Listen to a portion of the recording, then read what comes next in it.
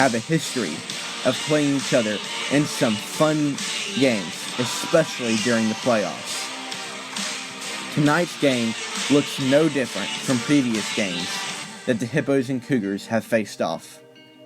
Thank you for joining us on hipposports.com and the SHN Sports Network. I'm Gage Bowles doing the engineering for this year's broadcast. And now, live from Cougar Stadium in College Station, Texas, are the voices of the Hippos. Sideline reporter Bryce Doggett, color commentator Ryan Robertson, and play-by-play man Todd Robertson. Gentlemen, after what's been a long offseason, are you guys ready for some football? Because I know I am. Take it away. Well, thank you, Gage. Yes, we are ready for Texas high school football. It's a Friday night. It's late September, which should be normally game 4 or 5, but it's only game 1 for the 5A and 6A teams this week.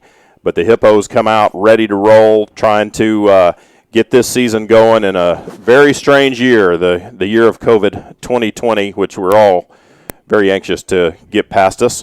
Bryce is down on the sidelines. We're having a little bit of, imagine this, we're having a little bit of problem. Look, in a year of uncertainty, we know one thing's for certain. We're going to have some issues with the field mic. We're going to struggle with getting the field mic. But now we're excited to see what the Hippos bring this year. There is a lot of turnover. Lost a lot of guys from last year's team that finished 9-2. Lost in the second round of the playoffs to the eventual state champion, Shadow Creek. This College Station Cougar team, very similar. Last year finished 8-4, lost in the second round to the state semifinalist, Frisco Lone Star. So both these teams coming off good seasons. Really, the Hippos, 3 years in a row, they're 31-5 over their last 3 years. So a tradition that has really been established by Brad LaPlante and Coach Van prior to that. And the Hippos just continue to build. Of course, this year, for the first time, they're a 6A football team. Big boy football, not that 5A Division I wasn't big boy football, but the Hippos step up at this level this year. These two teams played twice previously. 2014, everybody probably remembers the thriller in the first round of the playoffs that the Hippos won 56-52 back at Hutto Memorial Stadium. And, boy, that's a game I think I'll never forget. I know Bryce never will. Probably the greatest high school football game I've ever seen, and certainly one that I've called. The following year, 2015, the Hippos lost in the rematch to the Cougars. So this was game 3 of these two teams. So talked to Brad a little bit this week, obviously at the coach's show, but talked to him this morning and just asked him to tell us what it feels like to finally get this season rolling. Let's hear what Brad had to say. Staff is so excited right now. We're so happy for our kids that we're having this awesome opportunity. You know, it's late for first game. We're sitting here at September 25th, and we're used to about the 4th Thursday or Friday in August. So our kids have been working a month longer than normal.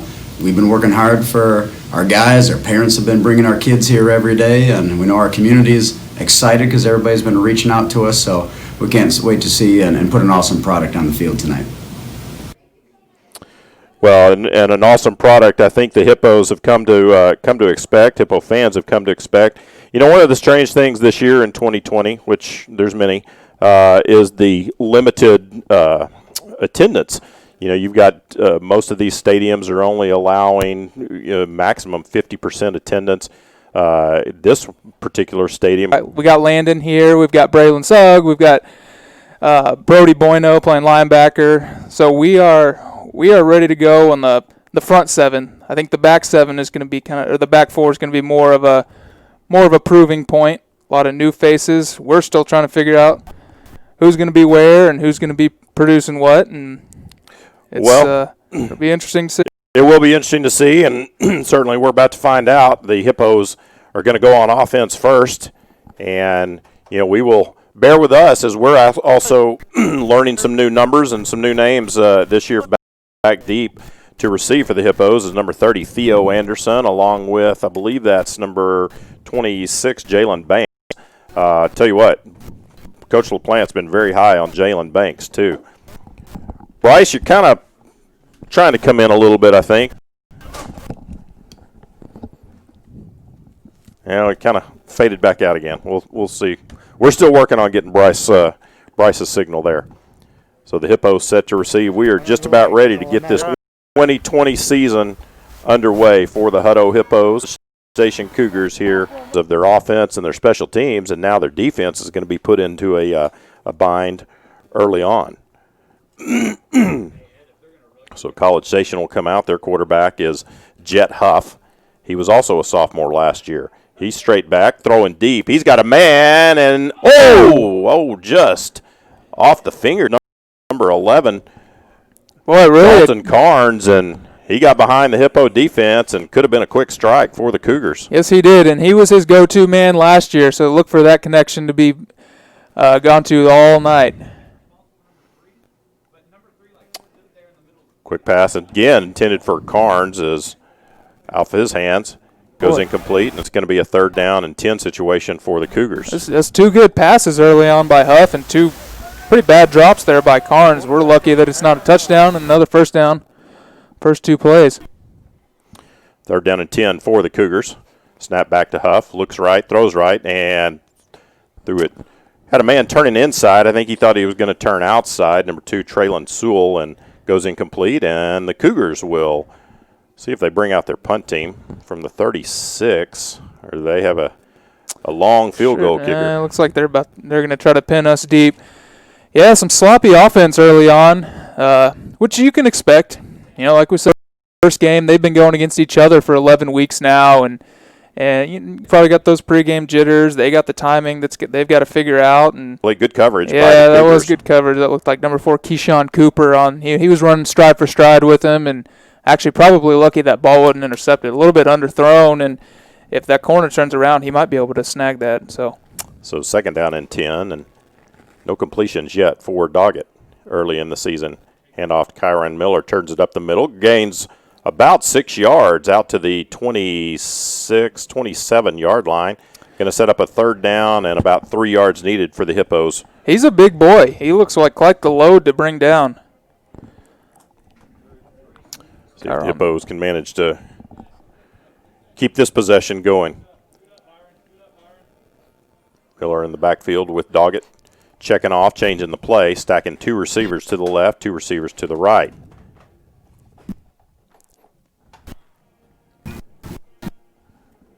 Trying to find the play clock. There, it's down to 5. Snap back to Grayson, hand off to Miller, and he's going to be stopped short of the line of scrimmage at the 25-yard line. So nothing doing for the Hippo offense. Again, 3 and out on their second possession, and they will have to punt again. Nowhere to go on that one. He was swallowed up in the backfield as soon as he received that ball.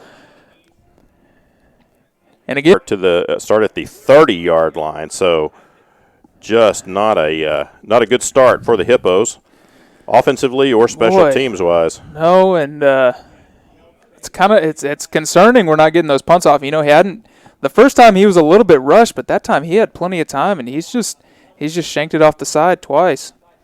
1st and 10 for the Cougars at the Hippo 30-yard line. Huff rolls to his right, finds a man, and it is caught. That's number 2, Traylon Sewell. First completion. Just a little rollout. Complete for 4 yards. 2nd down and 6 for the Cougars. They line up quick, ready to go. Number 1, Roderick Brown in the backfield. Pass is complete to Sewell again.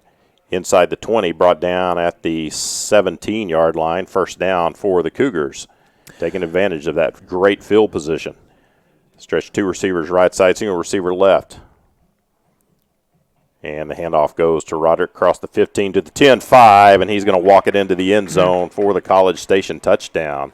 Handoff to Roderick Brown. He was their leading rusher last year, had 1,200 yards rushing, 16 touchdowns, and he gets his first one of 2020. A little 17-yard scamper. Not sure he was touched. Yeah, certainly not much tackling by the Hippos right there. So the Cougars take advantage of the great field position after the really bad punt, and they go up 6-0 with the point after attempt to come. Snap back, hold down, kick up is good. So with 8:57 to go in the first quarter, it's College Station 7, Hutto 0. You're listening to Hippo Sports, Hutto Hippo Football on SHN Sports.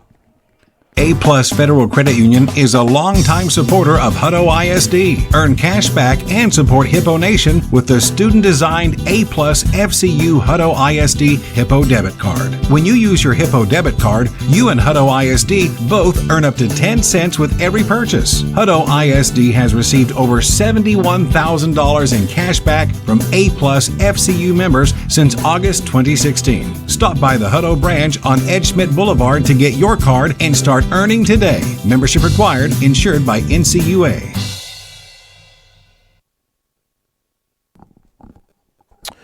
Welcome back to College Station High School. And the College Station Cougars get the first score of 2020 on the Hippos. They lead at 7-0.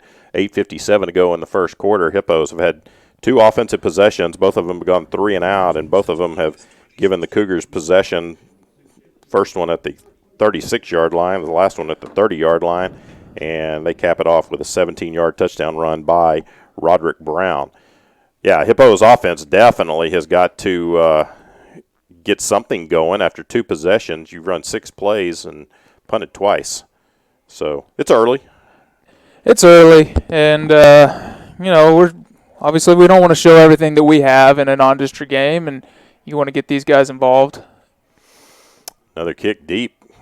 Going to be fielded in the end zone and down, so the Hippos will bring it out and start at the 25-yard line. Tell you what, that is a heck of a kicker that the College Station Cougars have. Yeah. Early on, you want to spread this ball around, and you want to see who can do what. You haven't had a lot of chances. With all these new faces, trying to just figure out what works right now. Looks like we've had 3 different running backs now in. 2 different running backs in, and a multitude of receivers, most of which did not see much playing time last year. So just trying to figure out a rhythm, trying to figure out the go-to guys, and that takes some time. Kyron Miller in the backfield with Grayson Doggett, 1st and 10 for the Hippos. Snap back, Grayson looks left, throws deep left, and it is, just beyond the reach of, I believe that was Kyron Miller, swinging out of the backfield, and Grayson led him by about a foot. I think that was actually Sean Davis. Yep. Number 9, Sean Davis, 9 and 8. Look awfully alike when they're running down the far sideline.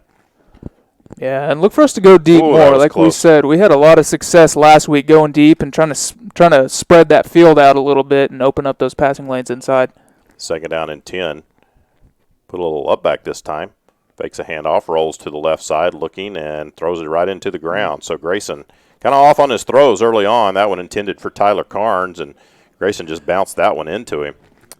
Well, and again, we saw that last week. Grayson was kind of struggling with some of those shorter throws and really took those deep throws to kind of open things up and make him feel a little bit more comfortable.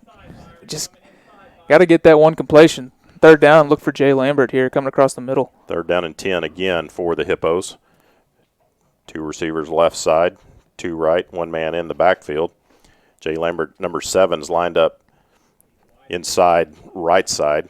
Like you said, he's often the go-to guy on 3rd down. Grayson, straight drop. Looks for Jay, and does he catch or bounce it in? Are they going to give him a catch? Nobody's saying anything. No signal. Nope, they're saying incomplete. Never saw a signal for incomplete, but that one. Again, Grayson low with the throw, bounces it in to Jay Lambert, and for the 3rd time, the Hippos go 3 and out. Hey, Jay Lambert across the middle, though. 1 for 1. Called that one. Well, we need Brody to how about get off a good punt. How about a punt? Have something positive for the Hippos here early on. Let's see. Looks like they're bringing pressure.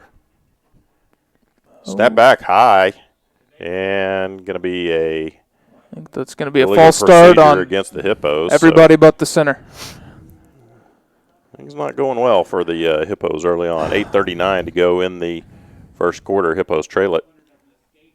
No, and you wonder how that happens. Usually the center on these punts, the center's the one that's calling out the cadence. So you wonder why everybody else was able to jump and he wasn't. Kind of a strange situation.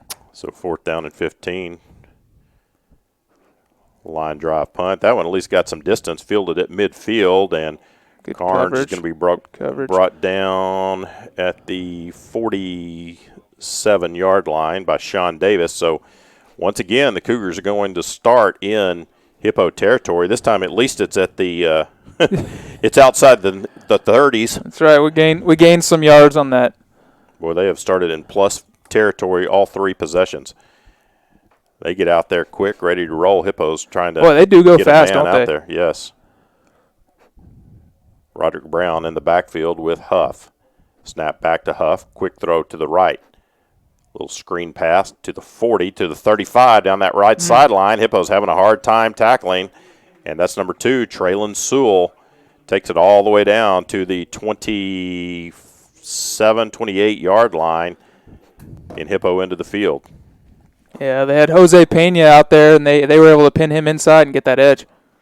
Quick pass left side this time to Sewell again. Good job by the Hippos bringing him down. I believe that was Gary Choice. Gary Choice and Joseph Teagle. They tried the exact same play going left side, and this time we were able to keep that outside contained and not let him get to that corner. 2nd down and 12 for the Cougars. Snap back to Huff. Pumps left, throws left, caught down the left sideline, turning it back inside across the 15 down to the 12-yard line was number 5, Will Henson. Well, a little pump and go on the same type of play that they were looking at, and we jumped on it, and he actually threw that over Landon Watson, who Brad mentioned that he was going to be playing some linebacker. And off goes to Roderick Brown. Spins forward down to the 10-yard line, pickup of about 3 yards, going to be 2nd down and 7. And the Cougars, again, they line up fast. They are ready to go. Hippos trying to get a man off. I'll tell you, Huff gets that pass away fast, too. Head off to Brown, trying to go right side. Good job by the Hippo defense to stop him at the 10-yard line. No gain. Couldn't tell who that was. It looks like maybe that was Junior Torres on the tackle. We got some big boys. A lot of size on the defensive line. Different kind of size than we've had in past couple of years. Dietrich Williams there on that line. He takes up a lot of room. Yeah, that's a new look on the defensive line. So 3rd down and 7. Hippos need to hold the Cougars to a field goal attempt. Hand off to Brown, trying to go right side. Breaks a tackle, breaks another one. You might be just short. Going to be short of the first down by about a yard, inside the 5, down to the 4-yard line. See if the Cougars are going to go for this or send their field goal team on. They're running number 18, Cash Richter, onto the field, and looks like the Cougars are going to go 4th down and 1. Hippos, boy, they really need to get a stop right here. Yeah, this careful. Momentum early on is all College Station. We might get a read option. I wouldn't be surprised if Huff keeps this. They fake it to Roderick Brown, and Huff keeps this around the edge. I think they might end up letting the play clock go down. They're going to take a timeout. The clock's down to 5 seconds, and they're not in any hurry to snap the ball. Cougars going to take a timeout right here.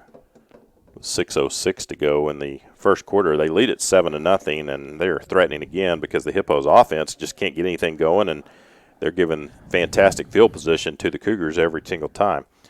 Still working on trying to get Bryce down there on the sideline so we can get a little bit of crowd noise. It's weird talking in a box and not hearing any crowd. It's probably weird listening to. I'm sure. We'll continue to work on it.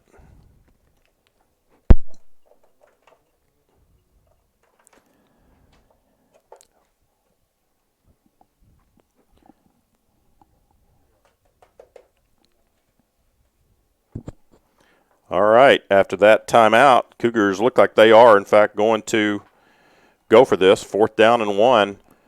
Tell you, a big opportunity for the Hippo defense here early on in the ball game to get a stop. Yeah, and like I said, keep an eye on quarterback Jed Huff to keep this and try to get around that edge.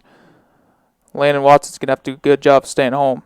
He's got Roderick Brown in the backfield. Snap back to Huff. Fakes a handoff. Throws left side into the end zone. Touchdown to number 11, Dalton Carnes. Just got behind Gary Choice. Yeah. A strike by Huff. Good pass. Good pass. It wasn't decent. It wasn't terrible coverage. But, yeah, like you said, he put that exactly where it needed to be. Boy. Not the start that we were looking for. PAT, Dawson Shrimp on to attempt. Snap back. Hold down, kick is up, and it is good. 6:01 to go in the first quarter. Hippos find themselves in a hole early. They trail it 14-0. You're listening to Hutto Hippo Football on SHN Sports. ACDI, Al Clausen Disposal, supports the Hippo Nation. ACDI is a locally owned family company that specializes in solid waste services, including residential, recycling, commercial, and roll-off. Al Clausen Disposal has grown into a top 100 ranked corporation. Their mission is simple. They're committed to providing safe, reliable, and environmentally sound waste solutions at cost-effective rates while embracing new ideas to reduce the carbon footprint. Al Clausen Disposal, your local choice for all your collection and disposal needs. ACDI says go Hippos!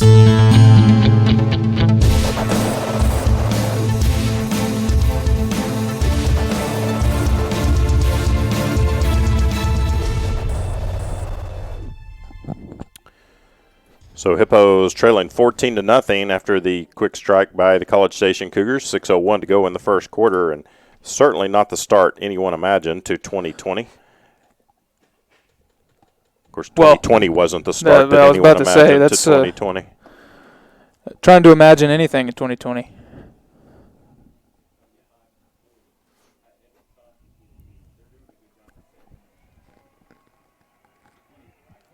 This is a kick that might have a chance to be returned this time. Fielded at the 5-yard line, out to the 10, and slipping down. Boy, just not going the Hippos' way early on. Theo Anderson tried to make a cut and slipped at the 14, so the Hippos finally get a chance to return a kick, and they're going to end up with their worst field position. To say, it seems like the Cougars keep getting better and better field position, and we keep moving backwards and backwards. It's not a recipe for success. Boy, we gotta get at least a first down here. Yeah, gotta get something positive going on. Some sort of rhythm. It's just been.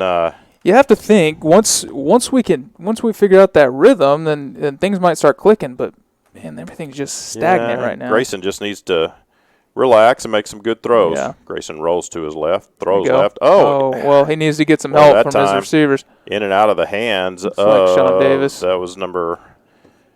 No.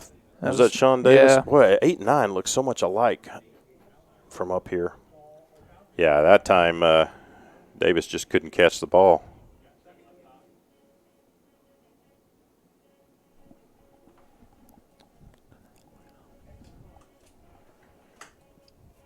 Second down and 10 for the Hippos, yet to get a first down here in the first quarter.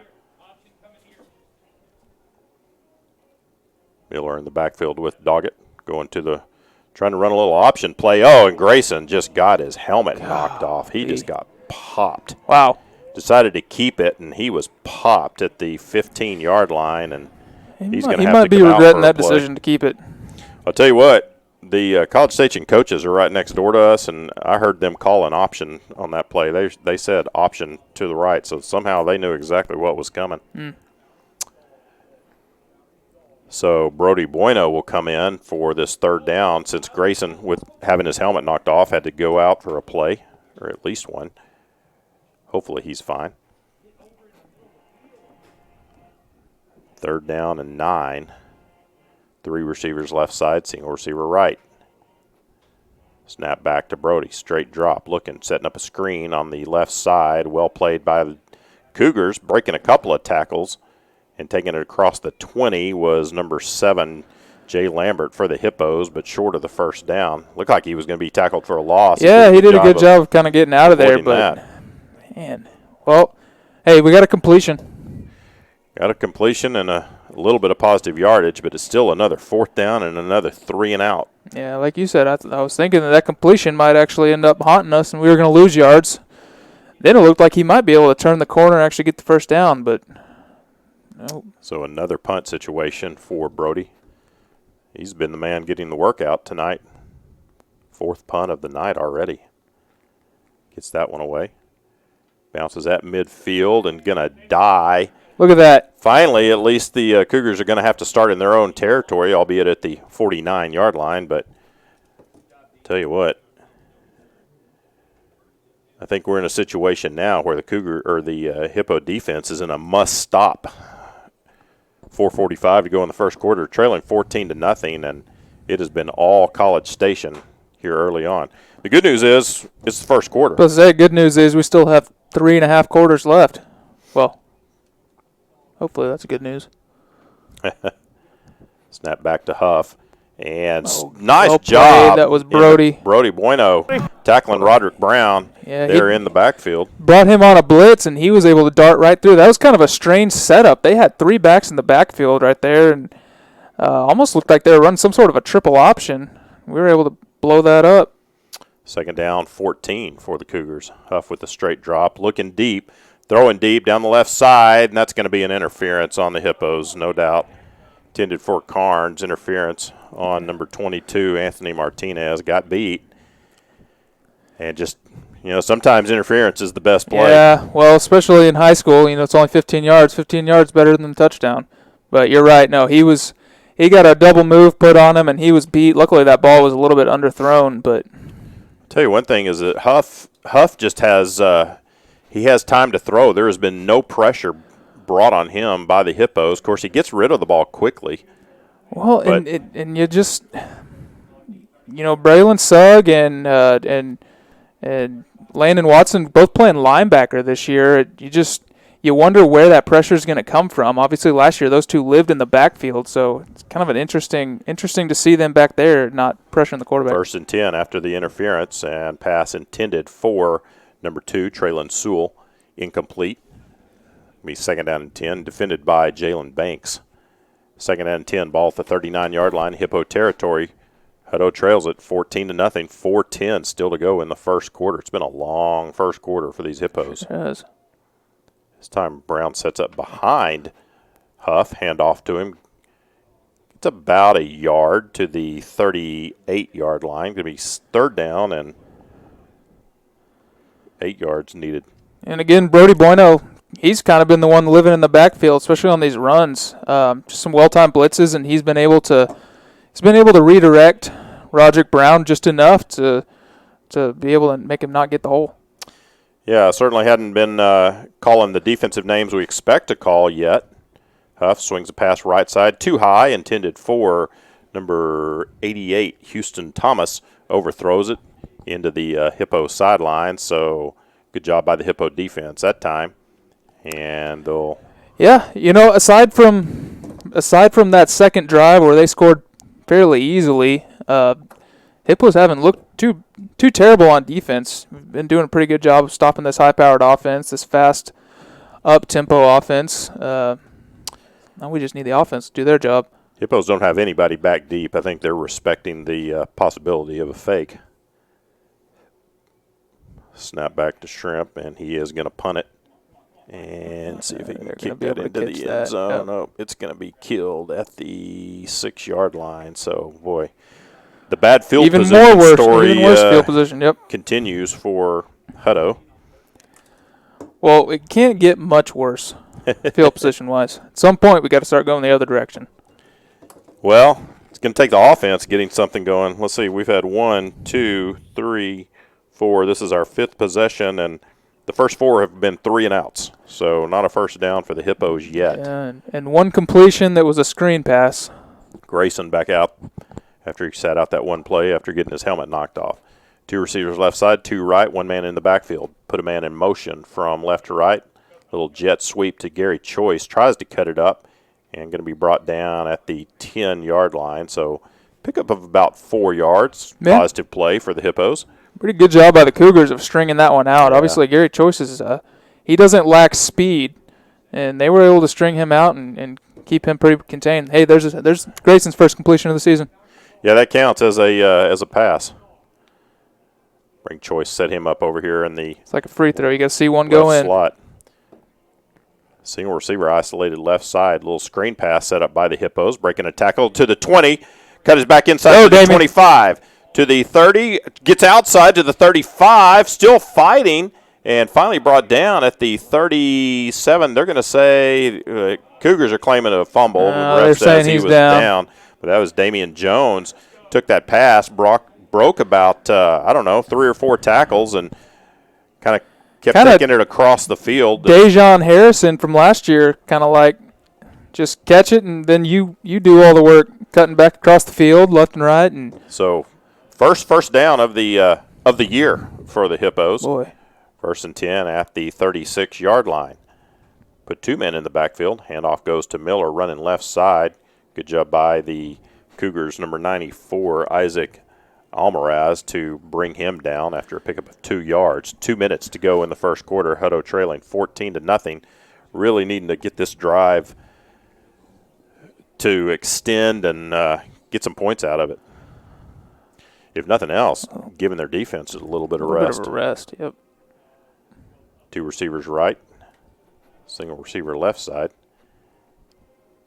Handoff goes to Miller, dives forward to the 40-yard line, pickup of about 2, and it's going to be a 3rd down and 6 yards needed for the Hippos. Not finding a lot of room to run up the middle. Nope.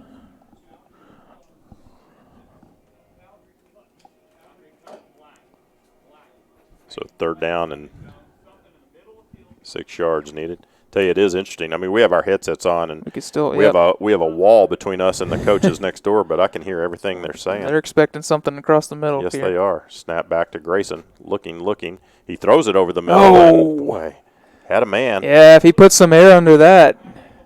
Tell you what, he had Jalen Banks open Yep. over the middle, but kind of a skinny post route. There was no safety help, and boy, yeah, like he put some air under that, and that might be 6. Grayson just off on his throws tonight. Yeah, everything's kind of short, and a lot of that might be the nerves of the first game. You don't know what that is. Short arming it, trying to aim the ball. He just needs to let that thing rip like he did last week. I think he'll get it turned around. Boy, snap has bounced back to Brody. He gets the punt away. Bounces at the 25. Did that touch a Cougar? The Hippos think it did. Nope. Hippos think it touched a Cougar. Officials say no, and so it's going to be at the 26-yard line. Brad is out on the field. He's not happy. The official that was in the middle of the field was the one that called it Cougar ball, and there was another official standing right there that he didn't say anything. So Coach LaPlante is telling him what he saw. Yep. I'm sure he's not biased at all. Yeah. Not going to get the call, so Cougars will take over 1st and 10. At their own 26-yard line, finally. Good to see them on the right side of the field. Changing the field just a little bit. Hand off to Brown. Well, he's going to change it again as he takes it up the middle, and he might take it all the way to the house. I don't think the Hippos are going to touch him. 20, 10, 5, touchdown. Well, I think that was the same play he scored on the first time. The little zone handoff to the left and not even touched. Just took it up the middle, and you're right. There was not a Hippo that touched him, and they sure weren't going to catch him.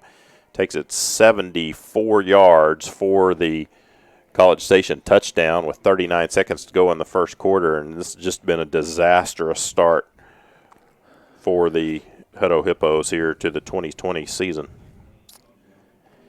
Yeah, I think if you can try and come up with the worst possible start, this is just about it. Snap back, hold down, kick is up, and it is good. Just like that. But 39 seconds to go in the first quarter, and College Station now leads it 21-0. But hey, good news is still got 3 quarters to play, right? That is some positive news. So again, 39 seconds to go in the first quarter. Hippos trail at 21-0. You're listening to Hutto Hippo Football on SHN Sports. Hutto Family Eye Care has partnered with Hutto ISD for almost 10 years. Hutto Family Eye Care has been the leader and preferred provider of quality vision care products and personalized service to patients in Hutto. Their doctors use only the most advanced, state-of-the-art technology and eye care products available. Give your vision the level of care and attention it deserves. Hutto Family Eye Care on Exchange Boulevard, across the street from the post office.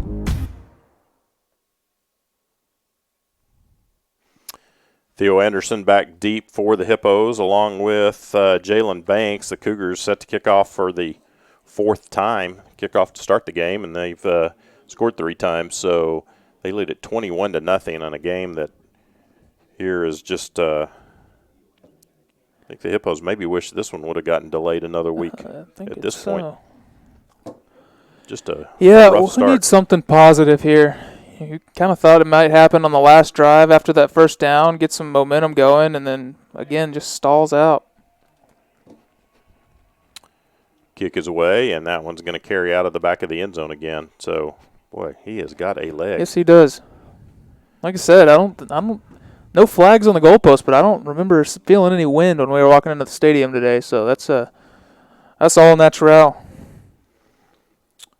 So Hutto will start at their own 25-yard line. Once again, they're 1, 2, 3, 4, 5.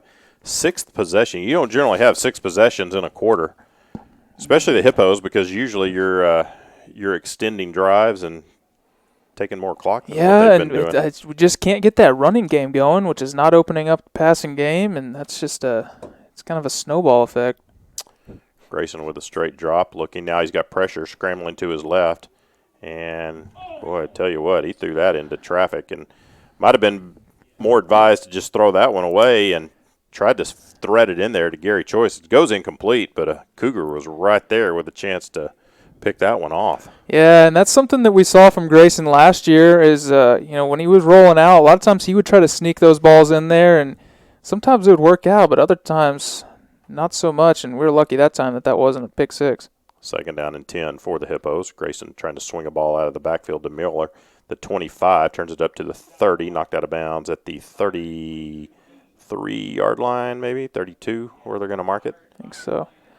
So it's going to be a third down and 3 situation for the Hippos, and that's going to go in the books as a pass, but that's an extension of the run play. That's more or less a toss. And first time we've seen Miller get out on the outside and showed some good speed. Maybe that'll open up some of the inside if we can get that outside running game going. You got to find a way to get a first down right here. Snap back to Doggett, hand off to Miller. Gets a push from Grayson, dives forward across the 30, and that's going to be a first down just past the 30. Grayson, 35. Grayson gave him just a little shove as he ran past him. Gave him a little momentum. So first down for the Hippos. 10 seconds to go in the first quarter, and I think they're probably going to let the clock tick off and say, let's quickly forget what that looked like. Let's pretend we're starting a game that only has 3 quarters at this point. We've played one here in College Station. It is all Cougars, 21-0 over the Hippos. You're listening to Hutto Hippo Football on SHN Sports. The Hutto Family YMCA, proud to partner with Hutto ISD. The Hutto Family YMCA is a center for fitness, family, and community. They provide Hutto residents with a state-of-the-art facility for programs and events that focus on youth development, healthy living, and social responsibility. The YMCA works with Hutto ISD to provide an after-school program and other events such as Friday Night Live for middle school students. Check out the Hutto Y or call 512-846-2360. The Hutto Family YMCA. Strength from within.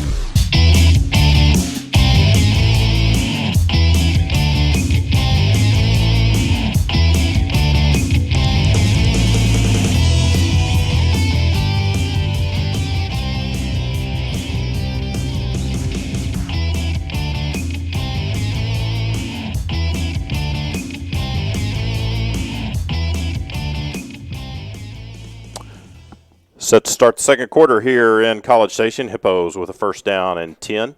Doggett with 2 men in the backfield this time. Hand off to Banks, running to the right side. Gets a block, turns it upfield, and picks up about 11 yards. Nice run by number 26, Jalen Banks. So that maybe is a spark that the Hippos need. Yeah, good. That was a nice, solid little run there. And Jalen Banks, I don't know about you. He's not one that I was expecting to see in the backfield a whole lot. Yeah, Brad actually told me, I was with Brad quite a bit yesterday, and he said Jalen Banks is gonna play for us. He's gonna make some plays. I know they're really high on him. Yeah, just a sophomore. So first and 10 for the Hippos at the 45-yard line. 2 receivers right, 2 left. Banks in the backfield with Doggett. Straight drop. Looking deep, throwing over the middle, and again, just throws it short, bouncing it in at the 40-yard line, intended for Gary Choice. I think we're going to get 15 free yards after the play. Grayson just not I don't know. It's kind of the baseball throw in Grayson right now. Yeah, that's what I was thinking. Just coming over the top. Look like trying to make a baseball throw.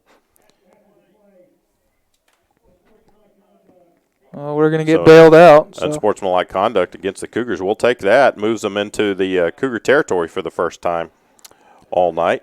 So first and 10 for the Hippos. 11-17 to go in the second quarter. Trailing 21-0, but they're at the Cougar 40-yard line now. Let one rip here. Yeah, get a score and start getting like feel like you're back in this thing. Hand off to Banks. Nice move. Breaks the tackle. Turns it back outside to the 25, 20.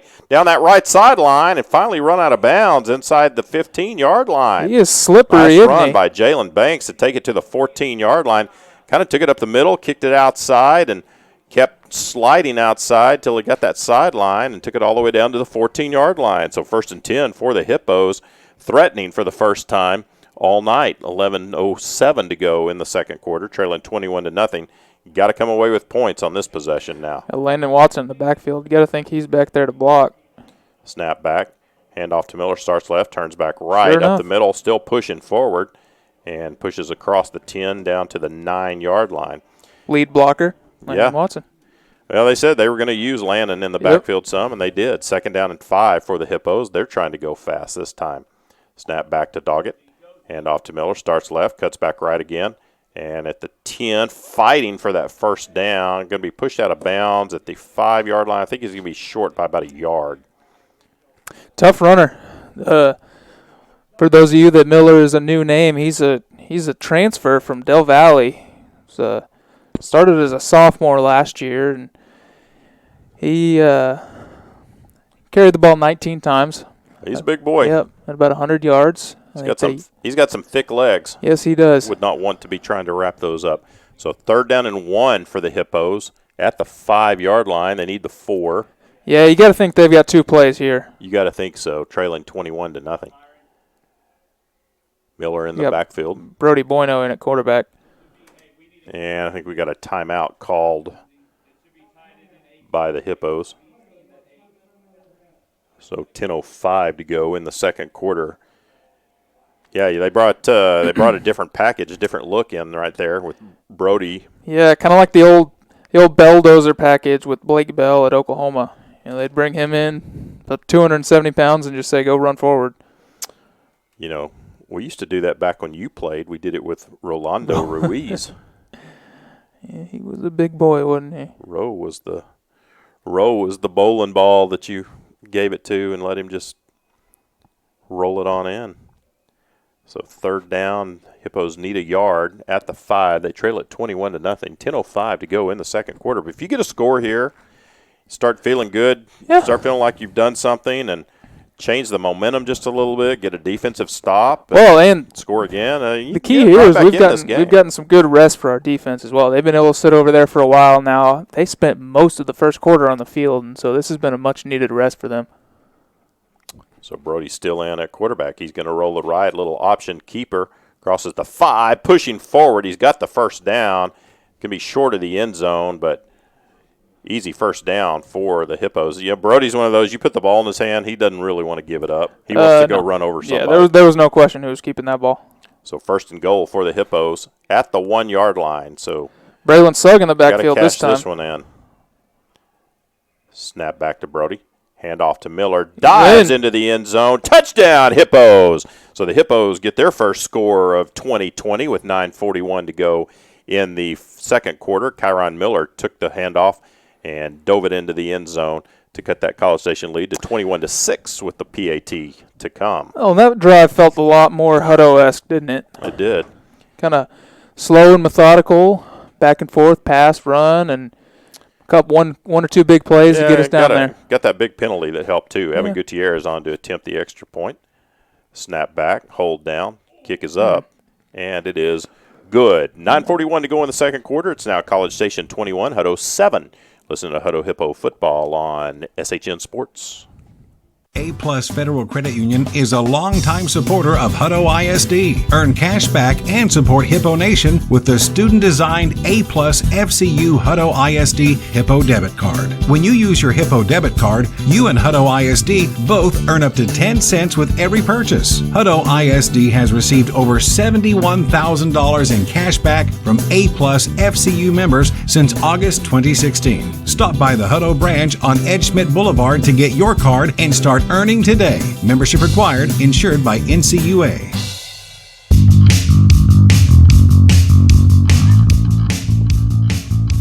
So the Hippos get on the board for the first time in 2020.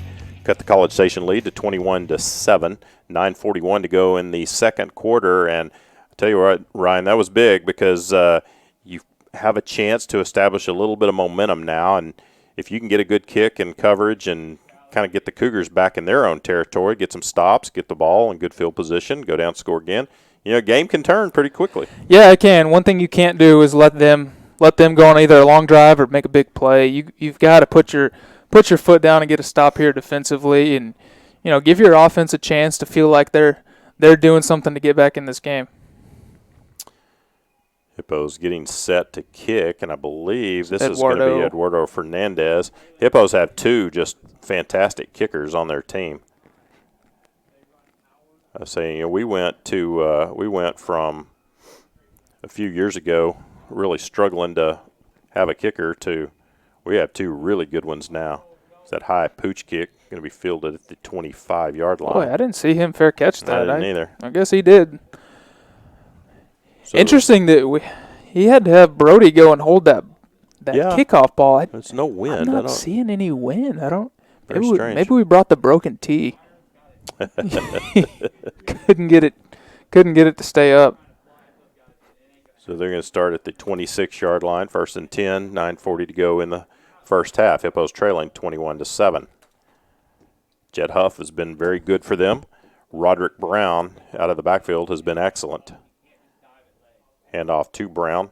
Tries to go up the middle. Good job by Braylon Sugg and a couple of other Hippos to stop him after about a 1-yard gain, if one. Like Diego Hippolito was the one in there making that stop. So 2nd down and 9. Probably look for a rollout pass right here by Huff. Or just a straight drop pass. Boy. He's got a man wide open down the right sideline. It's caught. It's going to be a College Station touchdown. I'll tell you what, number 1, Roderick Brown out of the backfield, got behind the defender, and Huff had all day to throw it and put it in his hands, and Roderick Brown with his second big score.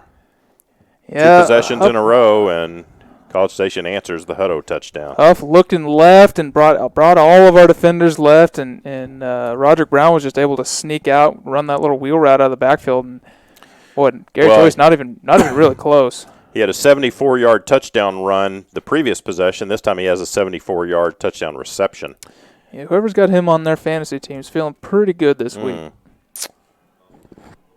Unfortunately for the Hippos, that is correct. Snap back, hold down, kick is up, and good. 9:04 to go in the first half, and College Station stretched their lead back to 21 at 28-7. You're listening to Hutto Hippo Football on SHN Sports. ACDI, Al Clausen Disposal, supports the Hippo Nation.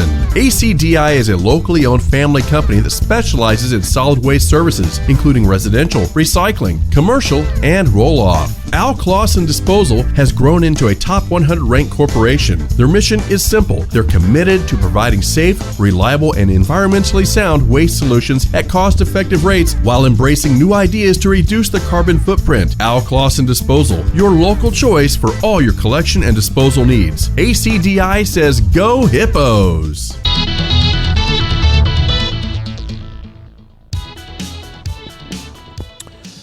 Welcome back to College Station High School. The Hippos give up another big play, and with 9:04 to go in the first half, they trail the Cougars 28-7, and Roderick Brown has really been doing it for the Cougars. Again, 2 possessions in a row, and he's had 74-yard touchdowns on both possessions, 1 a run, 1 a reception. And well, he's scored 3 times, and he hadn't been touched on any of those 3. No, I tell you, the Hippos, when defensively, when the ball's in the middle of the field, they're doing a great job. But once things get outside or get behind them, then they're really breaking down. Yeah, well, and we mentioned a lot of new guys in the secondary. We mentioned that was going to be an issue early on, and there must be some wind. Kick fielded at the 15-yard line. Boy, tackled before he can get up to the 20 was number 30, Theo Anderson. Yeah, there must be wind that we're not seeing because that one really seemed to hang up. Yeah, well, it's worked out for them. On the goalpost, so worked out for them both times. They didn't kick touchbacks, so maybe that's by design. So Hutto will take over at their own 20-yard line. There has been no such thing as good field position for the Hippos tonight. No. 8:58 to go in the first half, trailing 28-7. At this point now, you got to almost score every time you get the ball, I think. Well, yeah, because we're not showing any signs of stopping them. Exactly. Hand off to Kyron Miller, goes nowhere, stopped at the 20-yard line. Yeah, you just can't get it all back in one possession. No, and that's what Brad's just got to keep telling these guys. Just keep playing your game. Like we said, we still got a quarter and two-thirds left, so there's a lot of football still to be played. 2nd down and 10. Straight drop by Grayson, throwing right side. It's complete on the sideline. Nice pass by Grayson. Nice catch by number 2, Tyler Carnes. Grayson put that one right on the money. Yeah, he had some zip on that. He threw that one some confidence. You wonder if maybe, just maybe, that might get him a little bit of mojo going here on 3rd down. 3rd down and 4. Bryce texted, said there's not a breath of wind. Interesting. He said that end is uphill. Huh. 3rd down and 4. 2 receivers right.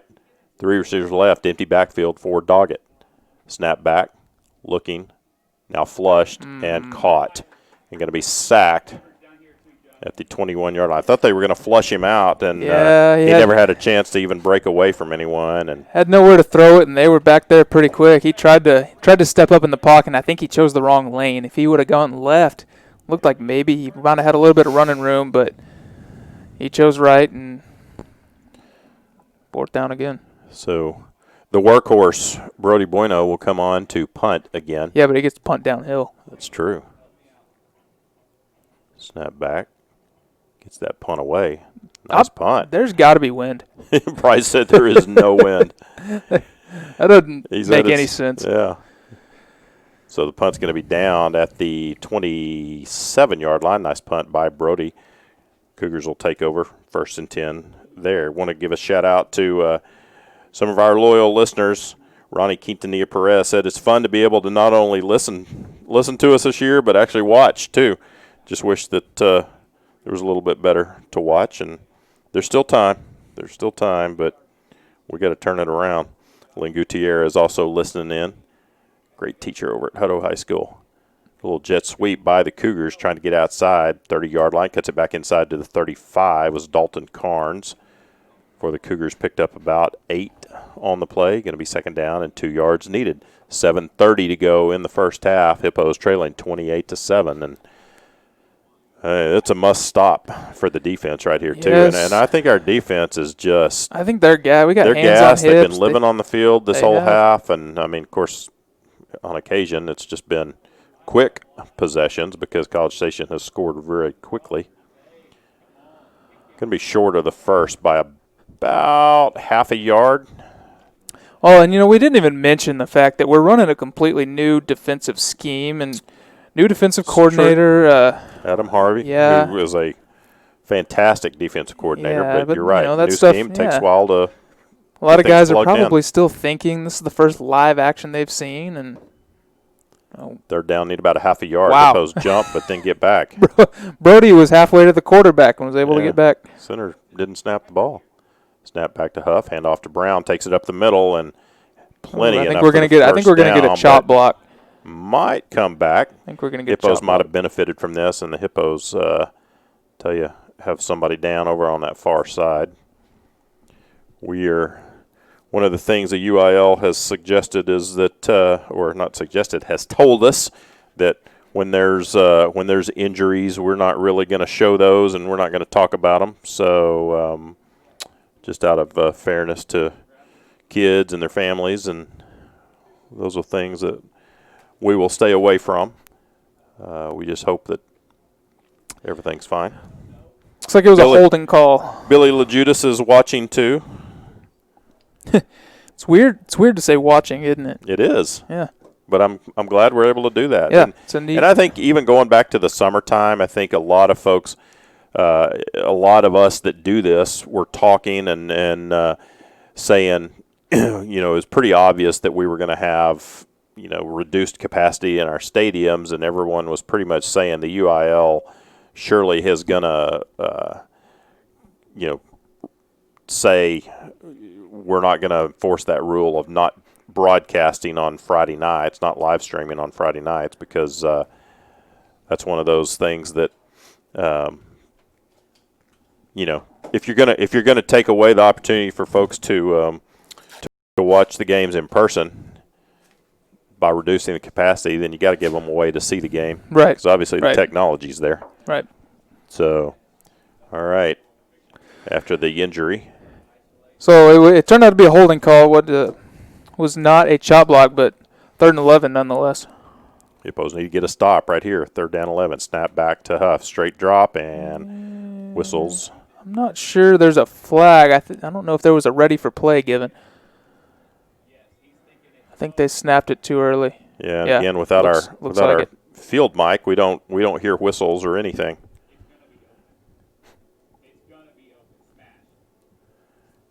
Coaches next door seem to think that there's going to be something that's wide open. So let's see. Snap back to Huff.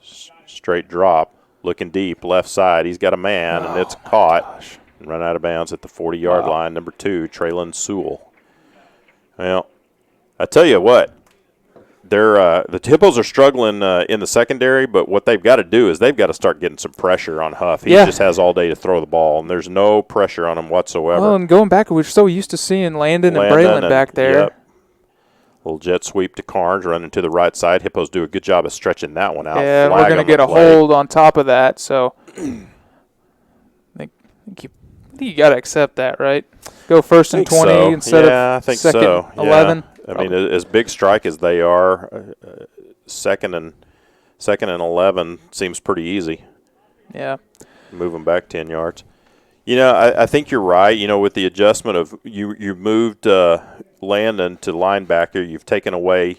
Well, Braylon as well. And Braylon, that's right. So you've taken away those defensive end studs that you've had the last few years, and obviously they're still studs. And clearly the Hippos have players in defensive end positions too. Yeah. But it's just it's a different look. It is a different look. It's more like we're playing with 3 nose tackles and 5 linebackers, which is a little bit odd, and should be able to stop the inside run better. Hand off going up the middle and fighting for a little extra yards was number 10, Terry Green, for the Cougars. Gets a little bit of that penalty yardage back. First time we've heard Terry Green's name called tonight. He was he played as a sophomore last year, got about 40 carries, but Roderick Brown seems to be hogging all the touches right now. 5:40 to go in the first half. Hippos trailing 28-7. 2nd down and 14. Quick pass right side to Sewell. And good job by the Hippos. That was number 3, Joseph Teagle, came in and kind of blew that up. So we're going to have a 3rd down and long situation for the Cougars. Yeah, got to get a stop if you're the Hippos. Well played there by Teagle. He was able to blow that block up, and he was the only guy out there. If he didn't make that tackle, that might have gone for 6. So good play there. For a deep pass by Huff here. He's going to run to his left side, being chased, and throws that one away. Good job by the Hippos. He was being chased by.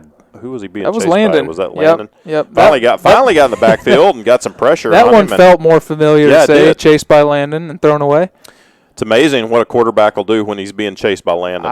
When he doesn't have time to just drop it into somebody's hands, he throws it away. So good job by the Hippo defense to force the punt. 5:01 to go in the first half, 28-7, and feel like, Hippos, you've got to get this. You've got to take this possession offensively, and you've got to go score and go into halftime, at least cut this lead in half. Punt away. Good punt. Boy, it's going to be You got to go catch killed that. Holy wow. moly. It's going to be killed at the 1-yard line. Wow. You got to catch that punt. Yep.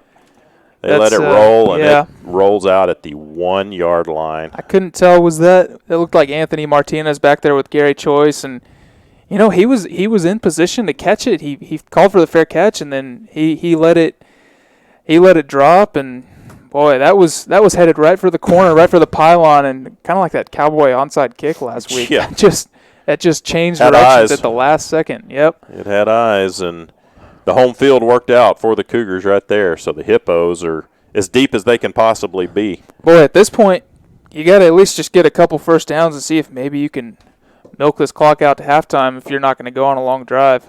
Well, just get out of your own way. You got to move the ball forward right here. Yep. Don't get caught in that end zone. Grayson goes under center and just runs quarterback sneak, just trying to push forward, and he's going to get about 4 yards. It's up to about the 4 or 5 yard line. So good surge by the Hippo offensive line. Yeah, and you see those quarterback sneaks when they're backed up against their own goal line, and you always worry about going under center right there that you're going to fumble the ball. So good job there by Grayson and getting that snap and actually gaining some positive yardage. Second down, about 7 needed. Hand off to Miller. Tries to bounce outside, and he's just wrapped up by the Cougars.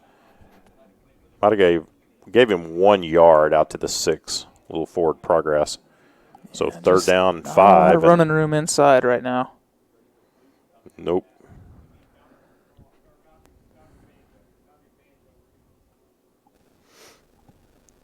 Hippos don't want to get in too big of a hurry either. No, but 3 minutes seems like an eternity for these Cougars. 3:45 to go in the first half, and a first down would be monumental for Hutto right now. Grayson throwing deep right side and way overthrown. And he rushed that one. He never gave Damian Jones a chance to beat him. He caught it and threw it, and maybe could have put some more air on it, but that one never really had a chance. He didn't exactly have the man beat. Yikes.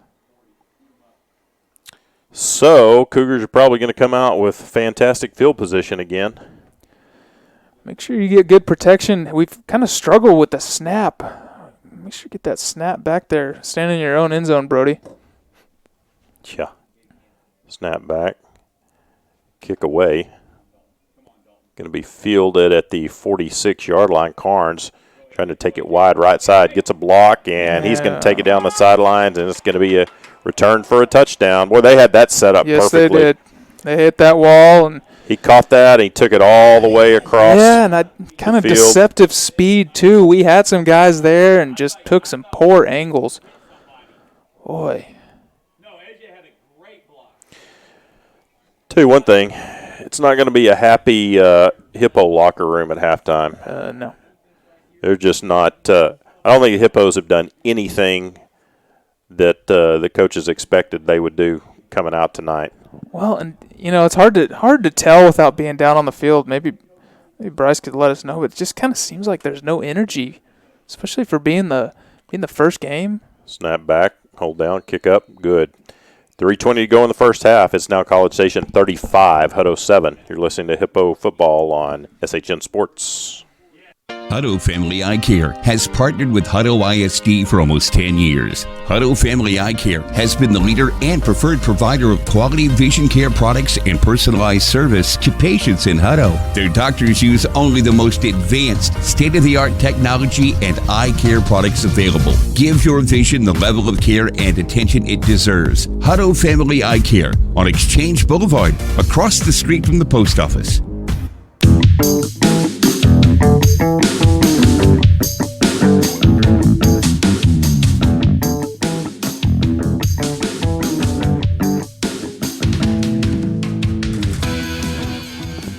$3:20 to go in the first half. This one has been all College Station from the very beginning. Hippos, I don't know. Just I'm very surprised. Yeah. I mean, I expected a really good football game between two good football teams that at least were expected to be really good football teams, and I think when it's all said and done, they still will be. But right now, there's one team that looks a whole lot better than another one. Well, and a couple players more specifically. I mean, they've had 5 touchdowns scored by 2 guys. One on special teams, 2 75-yard run and a pass, and other than the 3 big plays, we haven't played poorly on defense. The offense has been where we've really struggled, and we kind of expected that, with so many new weapons, so many guys that haven't really seen a lot of playing time. But boy, I think it all starts with the line, trying to get that running game going. We just can't find any holes. Kick's going to be fielded at the 5-yard line to the 10-15, and tell you what, trying to break loose is Damon Jones, trying to get outside to the 25 and just go down and protect the ball at that point. Yeah, he tried to cut back, and he swung that ball over the top, and, man. Yeah, good for Damien to at least try to make something happen. Yeah. Brought down at the 29-yard line. Hippos will set up 1st and 10. And, we'll talk more at halftime and certainly into the second half, but you got to wonder if they might reevaluate the possibility of putting Landon and Braylon back at those defensive end positions because it's a different look, and it's not a look that's really working out. Well, and right now we have the guys in the secondary right now. Grayson trying to throw a pass intended for Gary Choice, but I think Grayson might have actually thrown that one away on purpose. He was heavily covered, and if he puts that on Gary, that's a pick six. So one we're glad he missed. 3:02 to go in the first half, and if you're Hutto right now, you might want to just run some clock. I'm not sure you want to give the ball back to College Station before halftime. Hand off to number 24, Dejon Higgins. Takes it up to the 34-yard line. Going to be 3rd down and about 5 needed. Just kind of all night long, they've been in this 3rd and long, 3rd and medium range, and just, I don't know. The plays aren't happening. Nope. Plays and the throws and the blocks. And Grayson rolling to his right, looking to throw, and good job by Grayson. Good throw, good catch by his man, Jay Lambert. Yeah, first one of the year. First time we've seen him. And 3rd down security blanket, hauls it in, and 1st down at the 45-yard line. Well, and good to get Grayson rolling out, and kind of an easier throw, corner route when you're rolling out to your right. A lot of times that's kind of a safe throw, and good job by Grayson putting it on the money there. I said 45. It's actually midfield. 1st and 10, 2:26 to go in the first half. Hippos trailing 35-7. Run a little sweep to the left side and put that ball away. Good job by College Station to really string that out. Jay Lambert ends up with about 2 yards when it's all said and done. But tell you what, this College Station defense is pretty solid, too. They are good, and they run to the ball quick. Yes, they do. Got a Cougar down on the field. Yeah, we've run that sweep a couple times. You wonder if maybe we might want to fake that and then try to run inside there as much as they're pursuing to the outside. Maybe just see if you can get a crease inside and try to break one. Yeah, at this point you start wondering just what kinds of adjustments can you make at halftime, because clearly there's some games you don't necessarily have to make a lot of adjustments. It's just that execution isn't happening. But I don't know. I'm thinking there has to be some adjustments at halftime of this one. I don't know. I'm execution isn't happening though. No, it's not. But again, we can hear these coaches next door, and halftime it seems like they know exactly what our guys are about to run. 2nd down and 8 needed for the Hippos. 2:05 to go in the first half, trailing 35-7. Grayson looking over, getting a play change. Trying to kill some clock. Probably so. Snap back, straight drop, looking left, throwing deep. He's got a man and overthrows him. He had Sean Davis. He put the double move on him. Yep. And Sean Davis broke away, and Grayson just kind of threw it. Probably if he had thrown it in instead of out. Yeah, just threw it out of bounds. Sean maybe had a chance to run under that. Yeah, that's one that Grayson wants back. Like we said last week, he looked really good on those deep throws. That's kind of where we were burning Belton, and you were thinking that we were going to be able to more of the same this week. So far, not the case. 3rd down and long. Grayson rolls to his right. There's that little out pattern intended for Jay Lambert and in and out of his hands. Yeah, it was. Grayson put that in a good spot. I think that one was just dropped. Same play they ran on 3rd down last 3rd down, and that time couldn't execute. So 4th down situation for the Hippos again, and they will punt again at the College Station 48-yard line. Now, you know what? I wouldn't put it just beyond the realm of possibility that if Brody starts rolling with this one and just keeps going. If he has a lane. Shoot, at this point, why not? Keeps it and runs with it. Snap back. He's going to boot it away. Low kick. And going to kick out of bounds at the 25. Probably not his best effort either. Yep, and just the body language that we're seeing is, it's hard to be upbeat and positive when you're down 35-7 right before halftime. But man, just kind of walking around and not a lot of energy. It doesn't seem like. And you wonder too if maybe that has something to do with the lack of fans. But I don't know. College Station's playing at the same. Probably has to do with you're down 35-7. Yeah. That kind of deflates you just a little bit. Yeah, but from the first. Oh. Interesting play there. I think I'm not sure what happened, but Huff ended up having to fall on the ball. I was looking for a trick play out of that. Yeah, they had two guys running in motion, and I think he missed it, and that hit him in the spot you don't want to get hit at. 2nd down and 15, ball back to the 20-yard line, and they're going to take their time, but I sure wouldn't expect them to just try to run the clock out as easy as they've been able to strike quickly. Hand off to the right side. Plenty of running room again. Breaking a tackle all the way up to the 45-yard line. Number 16, Marquise Collins. Just getting those lanes. And now Cougars can go and try to score. 1st and 10 at the 47-yard line in their own end of the field. 45 seconds to go. Hand off running to the right side. Good job by the Hippo defense that time to wrap him up from behind. Number 16, Marquise Collins. Loss of 2 on the play. 2nd down and 12, and the Cougars call a timeout with 39 seconds to go, leading 35-7. I tell you, they get the ball to start the second half too. So, boy, you finally get them lost yards, and they're going to run this clock out and give up that big run again. Luckily, Gary Choice was able to cut him down before he got to the end zone. But man. Yeah, they were content to go to halftime up 35-7, and now they're looking to strike one more time.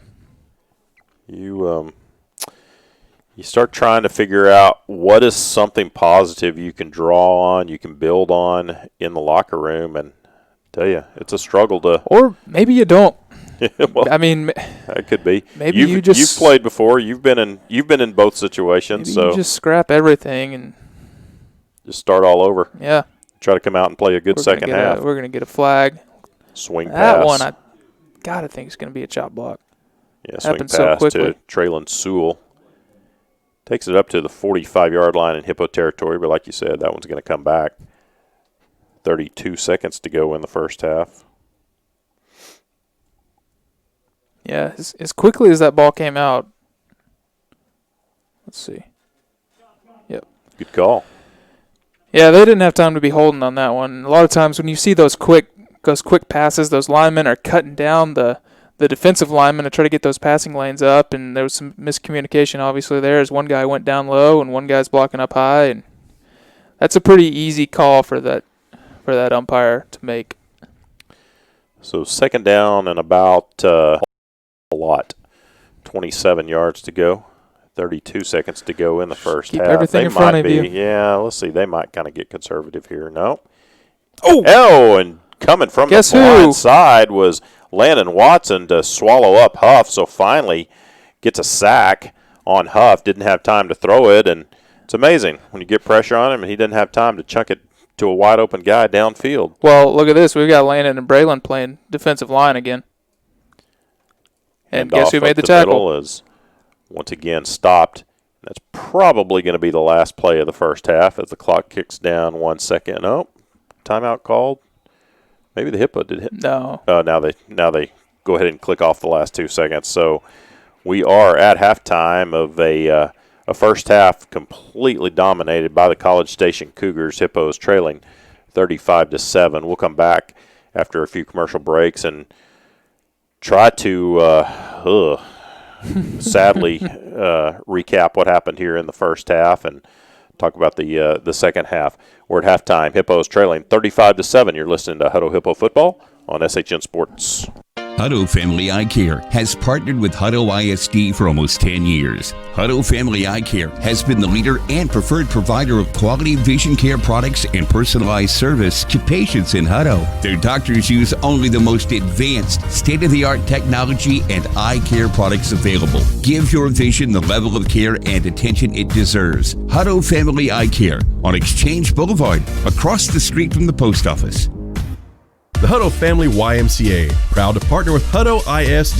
The Hutto Family YMCA is a center for fitness, family, and community. They provide Hutto residents with a state-of-the-art facility for programs and events that focus on youth development, healthy living, and social responsibility. The YMCA works with Hutto ISD to provide an after-school program and other events such as Friday Night Live for middle school students. Check out the Hutto Y or call 512-846-2360. The Hutto Family YMCA. Strength from within. A-Plus Federal Credit Union is a longtime supporter of Hutto ISD. Earn cash back and support Hippo Nation with the student-designed A-Plus FCU Hutto ISD Hippo debit card. When you use your Hippo debit card, you and Hutto ISD both earn up to 10 cents with every purchase. Hutto ISD has received over $71,000 in cash back from A-Plus FCU members since August 2016. Stop by the Hutto branch on Ed Schmidt Boulevard to get your card and start earning today. Membership required. Insured by NCUA. ACDI, Al Clausen Disposal, supports the Hippo Nation. ACDI is a locally owned family company that specializes in solid waste services, including residential, recycling, commercial, and roll-off. Al Clausen Disposal has grown into a top 100 ranked corporation. Their mission is simple. They're committed to providing safe, reliable, and environmentally sound waste solutions at cost-effective rates while embracing new ideas to reduce the carbon footprint. Al Clausen Disposal, your local choice for all your collection and disposal needs. ACDI says go Hippos!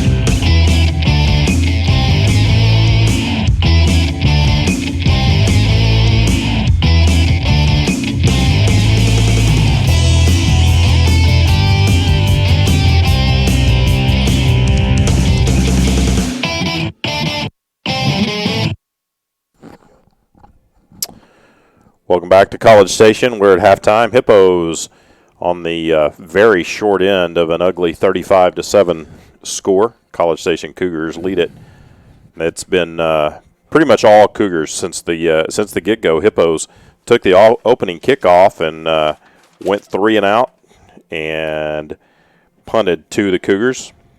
Hippos were able to hold College Station despite the Cougars' great field position, 36-yard line. 2 fortunate drops. Right, but they went 3 and out, punted, and then the Hippos took over, went 3 and out again.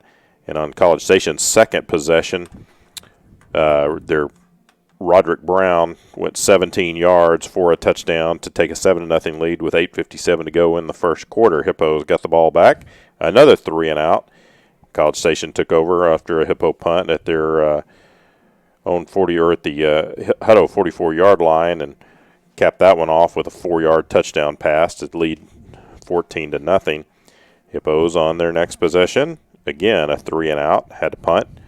College Station took over at their own 49-yard line and actually held the Hippo defense held them to a punt that time. And then the Hippos again got the ball punted. College Station put that on repeat. I know, right? College Station then on a big play, 74-yard touchdown run by Roderick Brown, went up 21-0 with 39 seconds to go in the first quarter. Hippos got the ball, and as they moved into the second quarter, Hippos finally got on the board for the first time in 2020. Kyron Miller took a 1-yard carry into the end zone and had cut that College Station lead to 21-7 with 9:41 to go in the second quarter, and you were kind of feeling like, you know what, maybe we can kind of change the momentum a little bit. We can feel like we can get back in this game. Yeah, felt like we had kind of found our offensive mojo and gave our defensive I can't talk. Defense, some rest, and yep. And then, unfortunately, 2 plays later. Yeah, 37 seconds after the Hippos scored, Roderick Brown with another 74-yard touchdown. This time on a reception, and Cougars stretched that lead back out to 21 at 28-7 with 9:04 to go in the first half. And then the Hippos again with a 3-and-out. College Station with a punt. Hippos again with a punt. This time College Station returned it for a touchdown, and they led it 35-7. And that's where we stand at halftime with College Station Cougars leading the Hippos 35-7 in a half that's just forgettable. There's no other way to say it. It's just forgettable. There are halves that are memorable, and every once in a while there's ones that are forgettable, and this one you just want to bury. Yeah, and you mentioned what the locker room might look like at halftime. I'm not sure what you can say. You know what I mean? I mean, like, I don't know if you go in there and you start lighting them up and yelling at them, trying to light a fire. I don't know if you just say, guys, let's forget everything that just happened.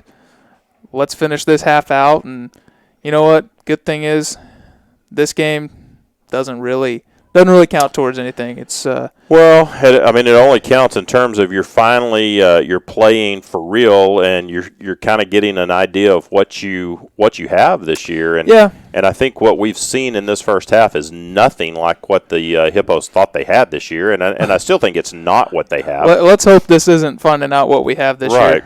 No, I don't think it is. I mean, this is one of those you're going to learn a lot. And there's always that. That old saying that you learn the most and you improve the most from week 1 to week 2. And, the one thing that's clear after this is there's a lot to learn and a lot to improve on. Yeah, and I know we keep touching on the new players and new positions and new coordinators and all that. But there is something to be said for it, especially on the defensive end. These guys have never played a game under Coach Harvey. This is their first game, and, right. and there's a lot of thinking that has to go into playing defense. And when you're thinking and not just playing, especially when you play a team like this with a running back like Roderick Brown and a receiver like Dalton Carnes who can beat you in the blink of an eye, if you're thinking you're a step behind, and all of a sudden it's touchdown, and next thing you know, 35-7. So those things are going to take time. They are going to. Our guys will learn, and not only that, we've got a lot of new guys just in general. Secondary looks brand new. It's so a lot of things that a lot of guys need to learn from this. Well, on defense, like you want to be a big play defense, but that doesn't mean give up the big play defense. And we've seen that 2 times. Roderick Brown with a 74-yard touchdown run and a 74-yard touchdown reception. And then on special teams, we've seen a punt return by the Cougars for a touchdown. And, there's just a lot of things to shore up. And, again, this is game 1. It's been a weird year. 2020's weird.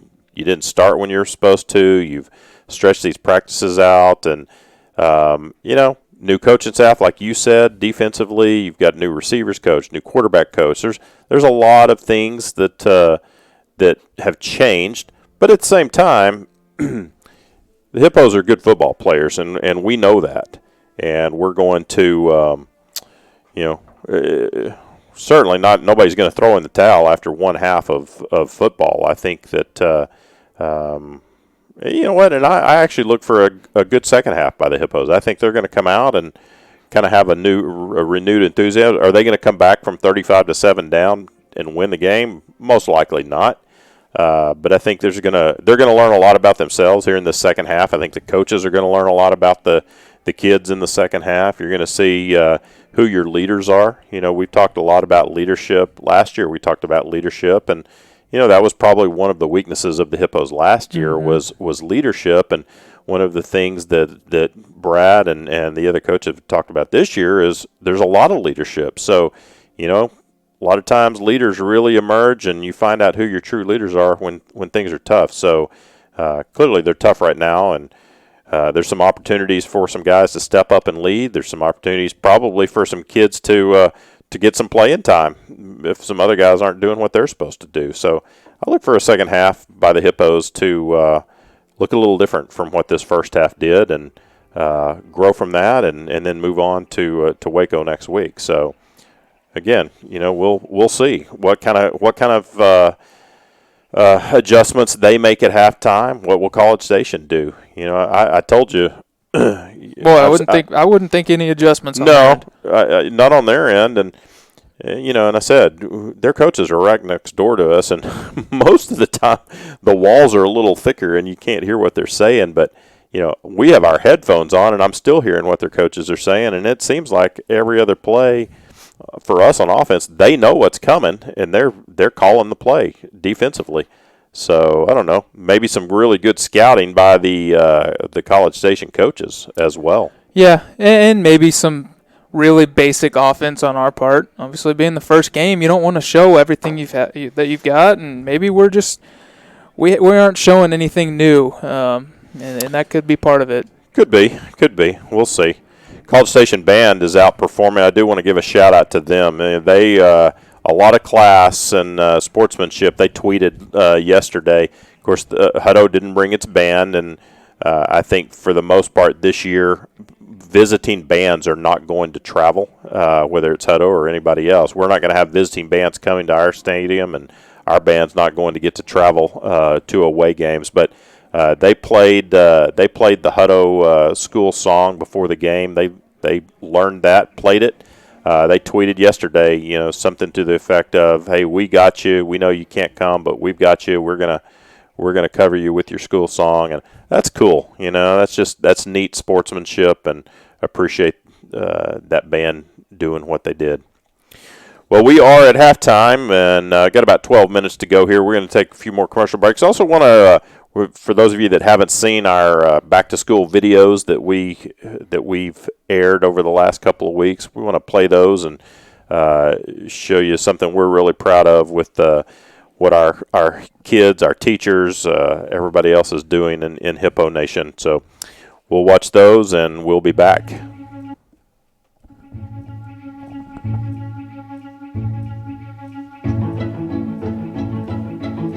All of us in Hippo Nation are preparing for the new school year. We have been eagerly awaiting the chance to unite with our SD families again, even though it's in a different way than we're used to. Things will look and sound a bit different, but the wonderful way we support each other in Hutto remains the same.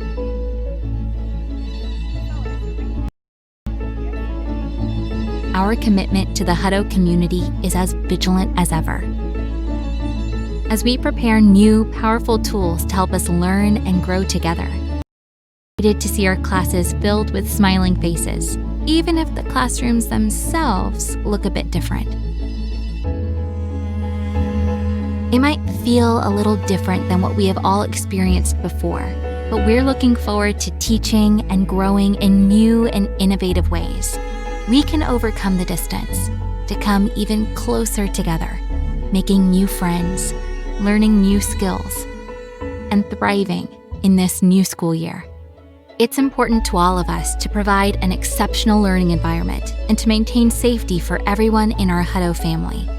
Hutto ISD will continue to lead and be the strong community we've always been by connecting our families, encouraging our students, and preparing our graduates for continued success.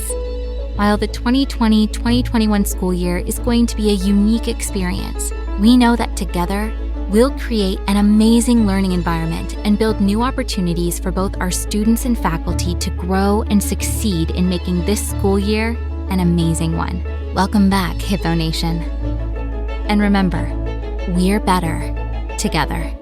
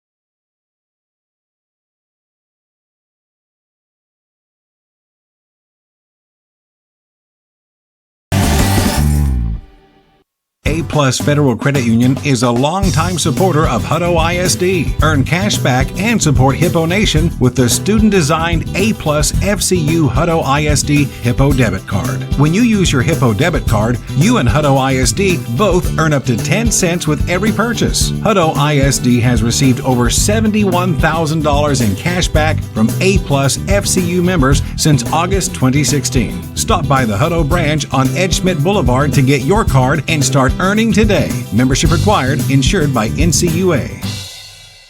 ACDI, Al Clausen Disposal, supports the Hippo Nation. ACDI is a locally owned family company that specializes in solid waste services, including residential, recycling, commercial, and roll-off. Al Clausen Disposal has grown into a top 100 ranked corporation. Their mission is simple. They're committed to providing safe, reliable, and environmentally sound waste solutions at cost-effective rates while embracing new ideas to reduce the carbon footprint. Al Clausen Disposal, your local choice for all your collection and disposal needs. ACDI says go Hippos! Hutto Family Eye Care has partnered with Hutto ISD for almost 10 years. Hutto Family Eye Care has been the leader and preferred provider of quality vision care products and personalized service to patients in Hutto. Their doctors use only the most advanced, state-of-the-art technology and eye care products available. Give your vision the level of care and attention it deserves. Hutto Family Eye Care on Exchange Boulevard, across the street from the post office. The Hutto Family YMCA, proud to partner with Hutto ISD. The Hutto Family YMCA is a center for fitness, family, and community. They provide Hutto residents with a state-of-the-art facility for programs and events that focus on youth development, healthy living, and social responsibility. The YMCA works with Hutto ISD to provide an after-school program and other events such as Friday Night Live for middle school students. Check out the Hutto Y or call 512-846-2360. The Hutto Family YMCA. Strength from within.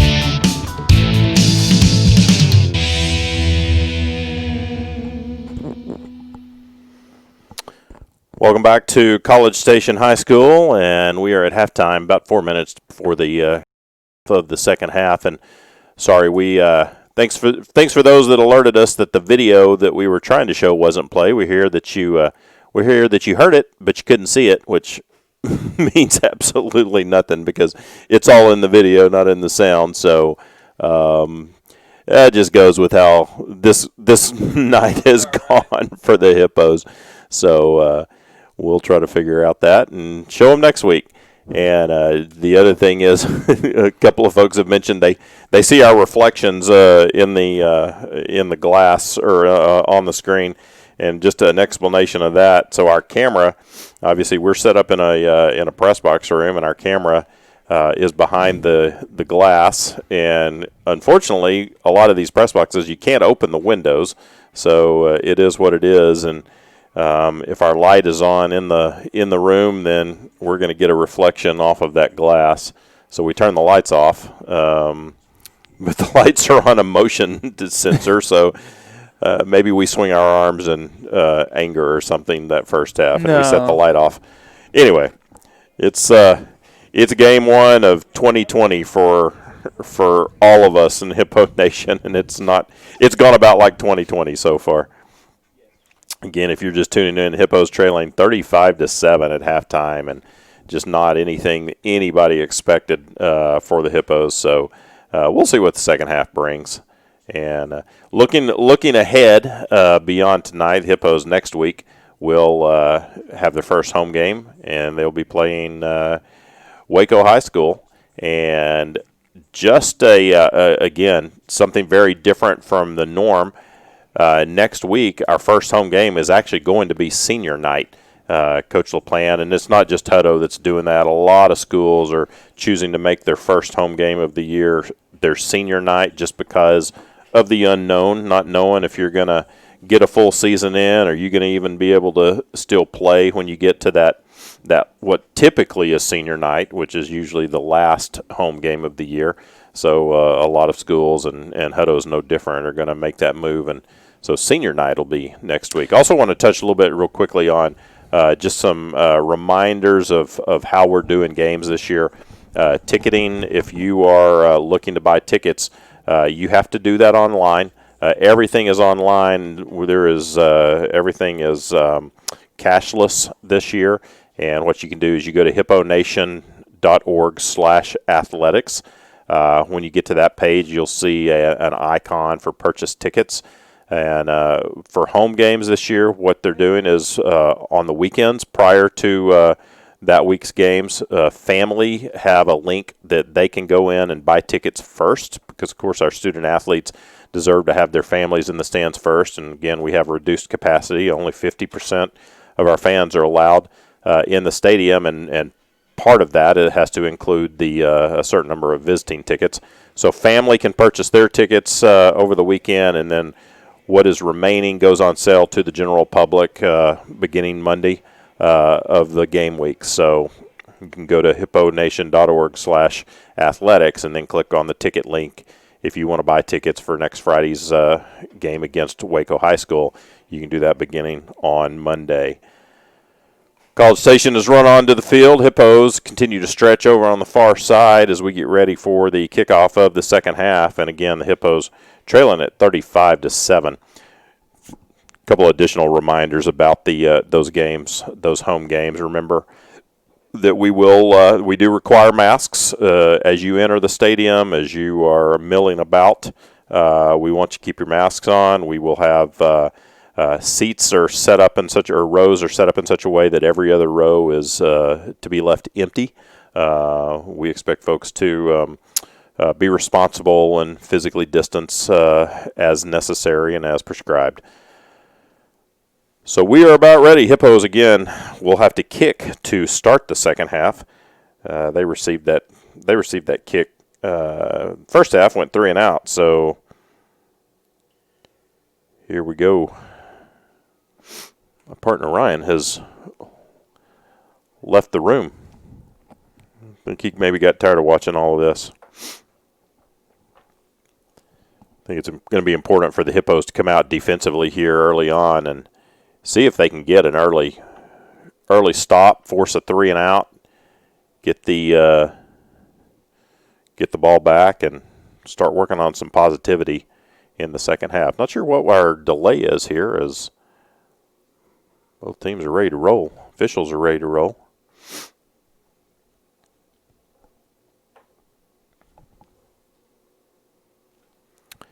Eduardo Fernandez going to kick off for the Hippos. Back deep for the College Station Cougars, number 11, Dalton Carnes. Last time, the only kick the Hippos have had so far tonight was a little pooch kick. It was fair caught at about the 30-yard line. So we'll see if Eduardo goes with the pooch kick again. And he does on that sideline, and he kicks it out of bounds. So not exactly how you wanted to start that second half. Picking up where we left off, I guess. Boy. Huh? Yeah, he's usually pretty good with that pooch kick, putting it kind of right there at that 30. That one wasn't even close. Just drilled it out of bounds. Yeah, it got up in that strong wind and pushed it out of bounds. Exactly. That strong wind that really isn't. So the Cougars are going to take over 1st and 10 at their own 34-yard line to start the second half. Yeah, and you wonder if right off the bat, and I'm noticing Jay Lambert's out there at safety. Looks like we've got Joseph Teagle at safety also, and Jose Pena playing corner down here. And it does look like Landon's lined up at that right defensive well, end that's kind of position. where he's been. He's been kind of roving. It's more of an outside linebacker position, but just moving him up to the line. Yeah, you got to think that they're going to try to squeeze him more towards the line and get some pressure because looks like. Well, after all of that, now College Station decides they want the Hippos to kick it again. I'm not exactly sure why. It seems like there should be a statute of limitations on how long you have to decide. Yeah, like if you come out and mark the ball and both teams have their offense and defense on the field. It seemed like everybody had pretty much made their mind up, but here we are. I agree. There should be a statute of limitations. Well, they were going to be kicking. They were going to be starting from the 35-yard line, right? Mm-hmm. Boy, that seems. I think I'd take that. Well, I guess, it really hasn't mattered where they've started from tonight. Yeah, that's a good point. You know and I know the Hippo special teams. We just love that little pooch kick thing, but we have some guys with some strong legs that. Yeah, you do. But it almost seems like you get that pooch kick, and more often than not, they fair catch it inside the 30 anyway. Sure. So that seems like a safer way to go. All right, so here we go again. There's that pooch kick again. This time it's fielded at the 24-yard line to the 30, and didn't work out so well for the Cougars. So thank you for asking us to kick that again. Number 9, Lucas Sampson. Ended up losing 5 yards on it. Tackled at the 30-yard line, so they'll start at the 30 instead of the 34.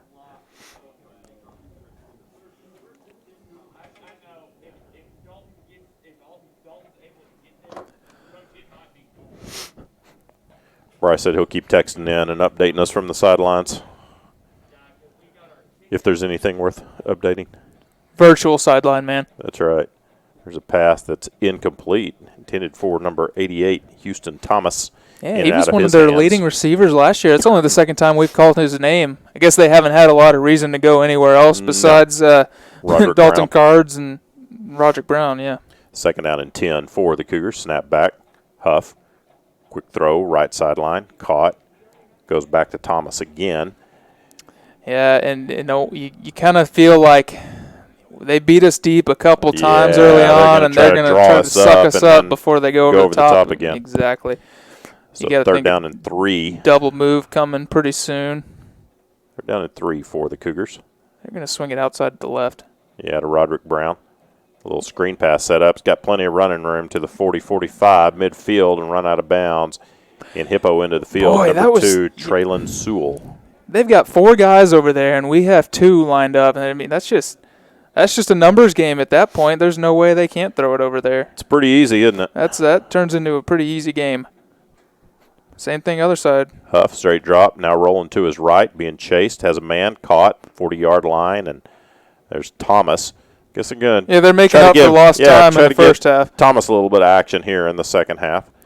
Pick up about 8 yards on the play down to the Hippo 37-yard line. Oh, and he's a big boy. Yeah, he is. Second down and 2. Huff going to keep it. Now going to throw it. As a man, Guess who? Thomas again, just standing right there at the 31. I tell you, Huff has all day to just kind of look up a couple of plays. I think pulled out his phone, Googled what he should do, and it's kind of like they're playing decision. 7-on-7. Yeah, it really is. First and 10, snap back to Huff, swinging it to the right side. Brown hurdles a man. Wow, kind of went for a ride there as number 4, Jose Pena. Yeah, that's knifed under him. I think Roderick Brown has about 50 pounds on Jose Pena, and he went low, and I think Roderick knew he was going low, and we got too many men on the field. Yep. Yeah. Wow. Still going to work out fine for Roderick Brown. Bryce Texas said that Thomas is 6'5", so yeah, he's tall. Boy, I don't know if you saw that hit Braylon just put on Roderick Brown, but he lit him up, and he's still down. So 10:37 to go. Got a little pause right here. We've got too many men on the field, so they're gonna have a first down after this. Yeah. He probably got the wind knocked out of him. Kind of went flying, didn't he? Well, we've been waiting for one of those big Braylon Sugg hits, and there's the first one of the year. Yeah, like Bryce said, that was the body slam that we're used to seeing from him. Mark off against the Hippos, like you said, too many men on the field. So, Cougars continue to march down the field. 1st and 10 at the Hippo 18-yard line, and just got us guessing evidence, at this point. Yeah, just no evidence of slowing them down at this point.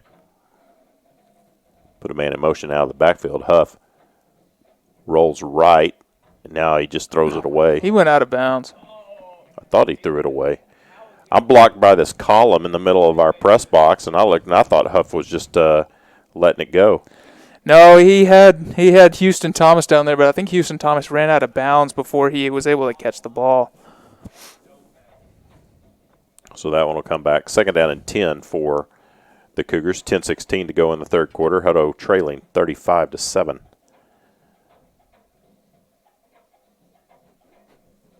Look like setting up a screen. Oh, just throw that ball. That's got to be a fumble. Yeah, it's got to be a fumble. Wow. Oh, man, and the Cougars are there to fall on it. Number 10, Terry Green. I don't know if it was the ball slipped. Fumble or, but it went forward. Yeah, I think the ball slipped out of his hands. He was trying to throw it away. He had Brody right after him. He was just trying to get rid of it, but I think the ball slipped out of his hands and went straight up in the air. Yeah, I thought it could have been actually also a grounding call. Well, probably so. I guess that would have resulted in actually less lost yards than what they have, so probably would have declined that one.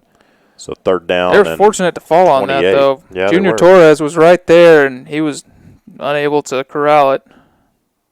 And going to be a timeout called by the Cougars as the play clock was about to run down. So 3rd down and 20 needed. 9:26 to go in the third quarter, and most times I would feel really good about that. But well, you got to think they're going to try to get half of this back and then try to kick a field goal at this point. Not that, they're up 28 points. I don't know what a field goal really does other than get your kicker some practice. Well, let's just not give up the big play right here that we've been kind of prone to doing tonight. Got a pretty good kicker. He's a junior, Dawson Shrimp. He was 55 of 59 last year on PATs and went 4 of 6 for field goals. Actually kicked a 42-yarder last year, is long. So he's got the leg and the accuracy. Yeah, but he's kicking it uphill. Oh, yeah, that's true. He's kicking uphill this quarter. So. All right. Seems like a long time out here. Cougars come back on the field. 9:26 to go in the third quarter, leading 35-7. 3rd down, and they need Brian a lot at this point. Well, and this is Landon Watson time. 3rd and long, obvious passing down. Just watch the screen, though. Don't get sucked too far upfield and give up the big play. Terry Green in the backfield with Huff. A little bit of pressure. Rolls to his right. Throws right side, and incomplete. Overthrows his man, Thomas. That one was pretty good coverage by the Hippos and good pressure. Yep. And again, guess who? Yeah, it's like the times tonight that we've actually brought some pressure on him and he's had to hurry his throws, it hasn't worked out real well. But when we've given him time to just stand back there and pick his guy, he's been able to do that. Looks like they're lining up and going to go for it, or he'll step back and pooch it. Little pooch kick. I don't know. Why not go for it at this point? I guess. Throw it up and 4th down, 28 yards. You're right. There's the step back and the little pooch kick. Get into the end zone. Oh, and it does. Finally, a break for the Hippos. Instead of being pinned at their own 1 or inside their 5, they'll take over at their 20-yard line. Well, there's your stop. There's your stop. Now you got to go score and just cut into this deficit a little bit. Like we said, not at this point, you're not trying to come back. Obviously, that'd be great, but just get some positive momentum going. cut into this lead, win the second half, go into next week with some motivation and some good some things to work on and some positive film to look at and confidence. Landon Watson sets up in the backfield as that blocking back. Kyron Miller, handoff goes to him, and he's tripped up before he could ever even get going. Still just no room to run. Yep. No gain. Kind of feels like last year, when we're playing on defense and these teams they'd run into a brick wall. That kind of feels like what we're playing against right now. Got a Cougar that's just cramping up on the field out there, which, normally first game of the year you expect a lot of cramps because it's usually about 100 degrees. But this is actually a really nice night. First game of the year is not a normal time either, so it's a little cooler. I always tell you, people cramp up more when it's not hot. Because they don't stretch. Not drinking water. Yeah. They don't think they need it. Yeah, I'm starting to buy into your theory. Sometimes I'm right. It does seem to happen. So while they tend to the cramping man, what was the update on the Stars hockey game? Well, last time I checked, it was 2-2 halfway through the second. Let's see what we got. 3-2 Stars. Almost finished the second period. It's a must win. Yeah, you don't want to go down 3-1. Nope. That's for sure. Gotta pull that one off. Yep. Hey, Rangers are tied 2-2 with the Astros, so. So what? Second down and 9 needed for the Hippos. Snap back. Grayson throwing deep right side, and just really no chance for number 17, Damian Jones. These deep throws, I'm not sure if Grayson's worried that he's going to get pressure too quick and not be able to release it. I don't know, but he is catching and throwing, and he's not giving our guys any time to separate. And they've got good coverage. I was going to say, those guys might be getting bumped a little bit at the line of scrimmage, and College Station doing a good job of slowing them up, not letting them get their full head of steam. Third down and 9. Straight drop by Grayson, now rolls to his right. Now looking over the middle. Oh, almost intercepted. Boy, could have been. Wow. He was looking for Tyler Carnes. But number 6, Byron Johnson, stepped right in front of it and had an easy pick 6. But yeah. Well, and that's what you don't want to do. Roll right and throw back across your body left. Those guys get hidden there, and that's prime example. Boy, lucky that was not, like you said, pick 6. Very fortunate. But the Hippos are going to punt. Brody coming on for his seemingly 20th punt of the night. His legs got to be getting tired. Hippos late getting a man on the field. And we're going to get a delay game. Going to get a delay. Well, you had a guy that wasn't ready. Those are the little things that,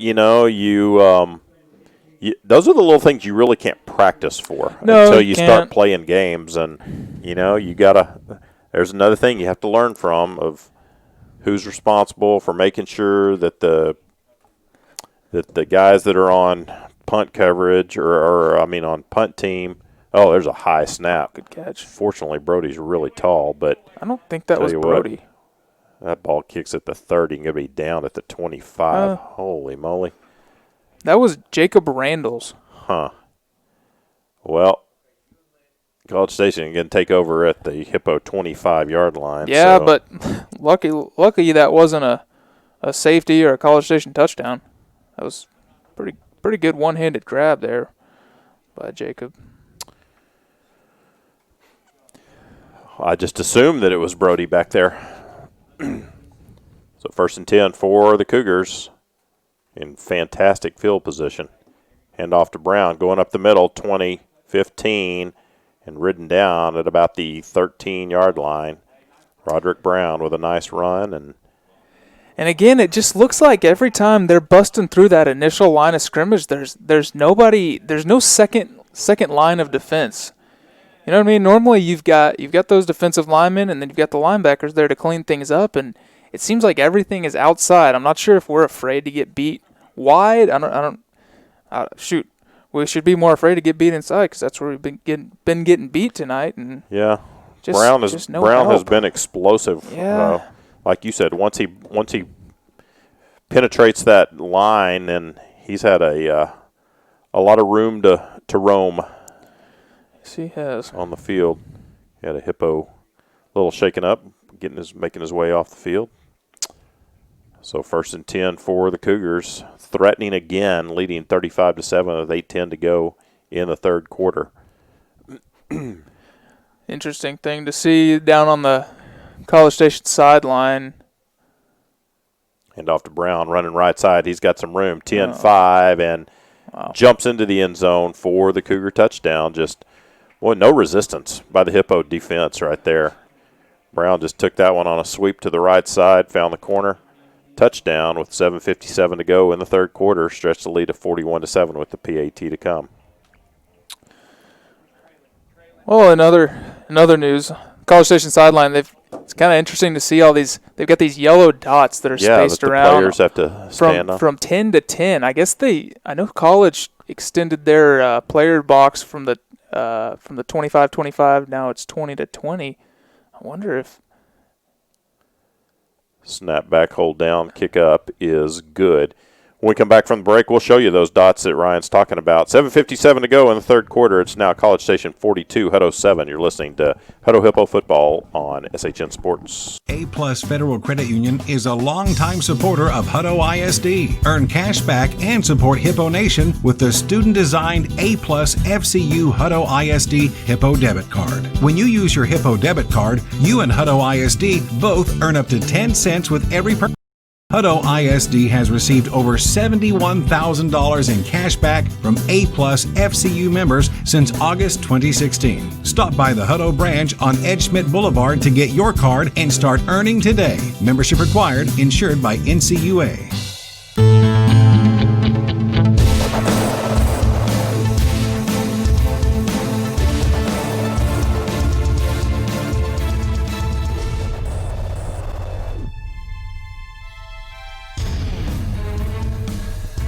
Welcome back to College Station. Ryan Robinson, Gage Bowles doing the engineering, bringing you the game. And yeah, Gage, do a little zoom in down there. Show them the yellow dots that Ryan was talking about on that sideline. Yeah, it's kind of funny looking, and it does look like they've painted the player box all the way from the 10-yard line to the opposite 10-yard line. I guess just trying to give them as much space as possible. But our sideline doesn't look to be any different. No, we don't have them. It's a funny looking sideline. Just one of those things that they've decided to do to physically distance. Yeah, as you're playing a football game. Yeah, physically distancing and then also scoreboard distancing. Well, I was about to say they've. Nice little return by the Hippos. Oh, and I'll break that one, but couldn't quite do it. Damian Jones, he's had some pretty decent, well, I say decent returns. They've looked decent, haven't gained a lot of yards, but he's got some speed and he's got a few moves. Haven't had a chance to really see it yet. Yeah, really, really close to being able to break that one, but one guy was able to slow him down. Yeah. Going back to the distancing, Roderick Brown has done a great job of staying away from our defense. Yeah. He's gone untouched multiple times into the end zone, staying very safe. Bryce said the refs aren't saying anything about the box down there, so I'm sure just a lot more lax on those kind of things. I would think so. And off to Kyron Miller. He's hit hard. Man. Just good penetration by the College Station defense, and Miller can't even get going. He's just stuck. Pick up maybe a yard. Hippos keep trying to get that running game going, but at this point, Craig going to have to abandon that. Grayson Rowland to his right has a man complete to Jay Lambert up to the 40-yard line, first down. Second time they've had success with that play. Grayson rolling out to his right, finding Jay in that corner route. It feels like that Grayson is most comfortable when he's rolling to his right, making that throw. At least tonight, that seems to be where his comfort level is. 1st and 10 for the Hippos at the 40-yard line. Trying to set up a little bit of a screen on that far side, and we're going to have a Damian Jones. Probably a legal block below the waist. Looked like Gabriel Lozano out there, and you can't go from inside to outside and go down low anymore. And it looks like that's what they're going to get him for. That's why you're up here doing what you're doing, because you got that eye to see that. I'm trying to follow the ball, and you pick up on those things. Good teamwork. Yep. So penalty going to be marked off against the Hippos. Or not. No, we're going to wave it off, actually. Huh. Guess the officials discussed it and said, yeah, you know what? They're down 42-7. Throw them a bone. So second down and 5. Got one receiver split way over here near side. Left side. Dropped by Grayson. Trying to set up a screen. He's got some blockers. Cutting it back inside midfield. 45, and Kyron Miller with a nice run after the screen pass. I thought he was potential to be even bigger than that. Well, he almost outran his blockers, and then it was a good job of staying patient, and Hippo's going fast. Not exactly sure. I was looking down. Well, and, we went quick and hit Gary Choice on a little little arrow route out of the backfield. We're lucky we didn't get called for illegal procedure there. We were not all set. Brody was lined up as a receiver, and he was not set before that ball was snapped. So pickup of 6, second down and 4 for the Hippos. Ball at the 39-yard line. Go down and get a score here. Grayson trying to swing it to Kyron Miller out of the backfield. Oh, hit hard at the 40-yard line. Boy, he tries to lower that shoulder, and these Cougars are they are giving it right back. Yeah, they're very aggressive. Yeah. They are not afraid to hit. No, and he's not a small guy either, so that's some big contact. They're down and 6, ball at the 40-yard line. They need the 34. And I imagine they're in two-down territory at this point. As long as they're game. Yeah, if they're in College Station end of the field, they're probably going to go for it on fourth down. Trying to set up a screen again. Braylon Sugg, I don't think that was a catch. No, they're going to say incomplete. Trying to set up a screen to Braylon. Interesting. But tell you what, Cougars just blew that one up. Once again, there's one of those where it seemed like they knew the play that was coming. Yeah, it's we're trying to set up this screen and throw these quick passes. It doesn't really seem like they've been getting a lot of pressure on us. I'd like to see Grayson sit back and then give him some time to sit back in the pocket and see what he can do there. But boy, maybe get a double move going. We got to do something to throw these guys off. Hippos set up to go for this, 4th down and 6. Jay Lambert goes in motion, now turns, goes the other way, sets back up. 3 receivers right side. Yeah, they think they're going to just try to draw him off sides. No, they're going to roll with it. Grayson rolling to his left, looking to throw, and, boy, just short. Yeah, and he was looking for Jay the whole time. He was double covered.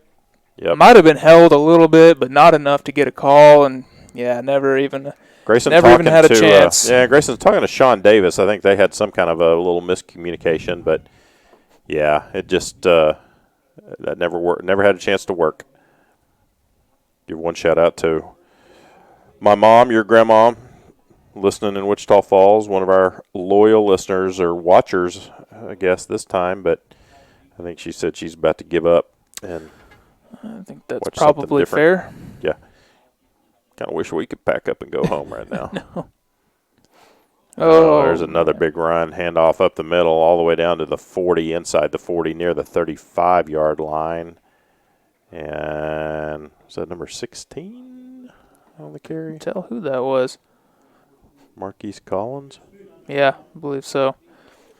We've got 2 men down. A couple of Hippos down on the field. I think maybe some cramping. Well, let's get some out-of-town scores going.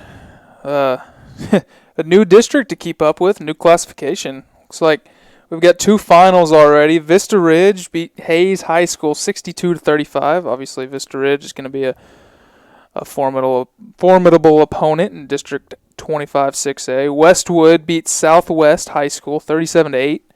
And we've got 2 that are still in progress. Vandergrift is losing to Cedar Park right now, 7-14. Oh, wow. Yeah. Cedar Park, the number 8 team in Division 5A. Hand off running to the right side. down to about the 31-yard line. Yeah, that is Marquise Collins. First look for the sophomore tonight. Obviously, I think Roderick Brown's night might be over. And then McNeil losing 13-21 to Del Valle. So it's going to be it's going to be interesting to, like you said, keeping up with the whole we got a lot of new teams to learn this year. And off to Marquise. Oh, breaks it outside to the 20, 15, 10, 5, and run out of bounds at about the 2-yard line. Wow. Marquise Collins started right, saw a seam back on the left side, cut through that, and just took it right short of the goal line, and the Cougars are threatening again. Tell you, I can't remember it's been a long time since a Hutto team has just been dominated like this. Yeah, well, not that it is any consolation, but it did look like we have our second team out there right now. No, I think we do. I think Bryce just texted and said pretty much the same. Rolling to his right, and I think that was tipped away. Yeah, that was almost picked there by D'Angelo Anderson. Boy, he got a fingertip on that, and a couple more inches, he might have picked that and taken it back for 6 actually. Yeah, in these games, like we said, it doesn't necessarily count for anything in terms of playoffs or seeding or district titles, anything like that. And so when it's out of hand, a lot of times you want to get these guys in and get them some reps as well. And I tell you what, some of them might have a chance to earn some playing spots too. There's a ball swung out to number 16, Marquise Collins. Good job by the Hippos defensively. Anthony Martinez coming in to stop him for a loss. Yeah, well played. They try that swing pass again, and a lot of times they're just going one-on-one with our corner, their receiver, and that's maybe one of the best defensive plays the Hippos have made all night. That was well done. He blew up the blocker and the receiver all in one. Third down and goal from the 4-yard line. Hand off, and that time Marquise Collins takes it right, cuts it back up the middle, and little resistance takes it into the end zone for the Cougar touchdown. 3:19 to go in the third quarter, and stretch their lead to 48-7. Yikes. With the PAT to come. Yeah, it's a this is something Hippo fans, Hippo players, Hippo staff, coaching staff, they're not used to games like this. No, I'm trying to think back to when the last time we might have lost this badly is, and I can't think of a playoffs last year against Shadow Creek, but even that was more competitive probably than this one. What was that, 14-63? So we're creeping up on it. Yeah, 3:19 to go in the third quarter. College Station adds to their lead, 49-7. You're listening to Hutto Hippo football on SHN Sports. ACDI, Al Clausen Disposal, supports the Hippo Nation. ACDI is a locally owned family company that specializes in solid waste services, including residential, recycling, commercial, and roll-off. Al Clausen Disposal has grown into a top 100 ranked corporation. Their mission is simple. They're committed to providing safe, reliable, and environmentally sound waste solutions at cost-effective rates while embracing new ideas to reduce the carbon footprint. Al Clausen Disposal, your local choice for all your collection and disposal needs. ACDI says go Hippos!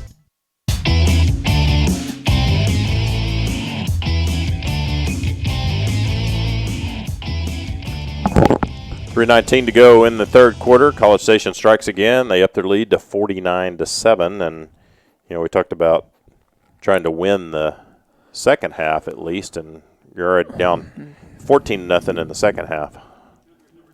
You were down 35-7. Picking up right where we left off. Yeah, it's just and at this point, like we said, everything else, the rest of the game has kind of got to be taken with a grain of salt. We're not going to have our guys in. Well, we say that. Some of these guys playing, like you said, might end up being some of the number one guys, because I don't think anybody's position is safe at this point. No, and Bryce is, and obviously we can't talk to Bryce because of the field mic situation and working, but he's been kind of texting me throughout, and he says it's just it's an odd feeling down there. Theo Anderson with the return to the 25. He said it's just kind of an odd feeling down there that There's no real leadership. There's no it's almost kind of a feeling of quit down there, I guess.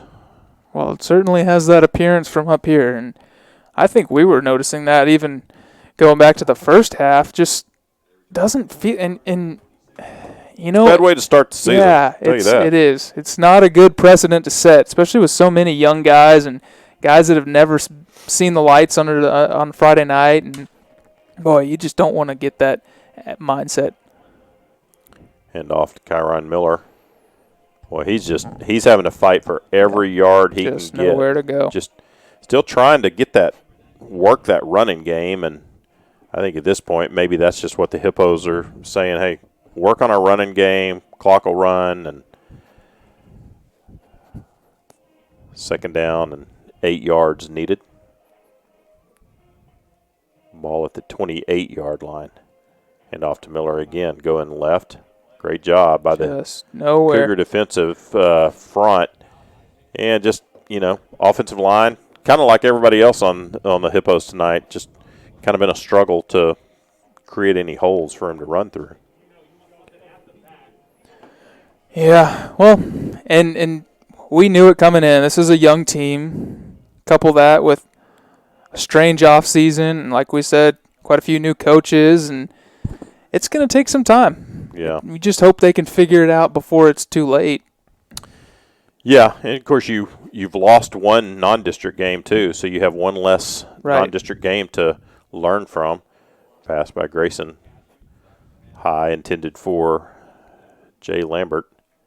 Goes incomplete. Right, and looking out there, there's not a lot of guys whose names we're used to calling, and probably not a lot of guys who other guys know who to look up to, right? And in a situation like this, you've got to have some play. Well, and we're kind of in an unprecedented territory.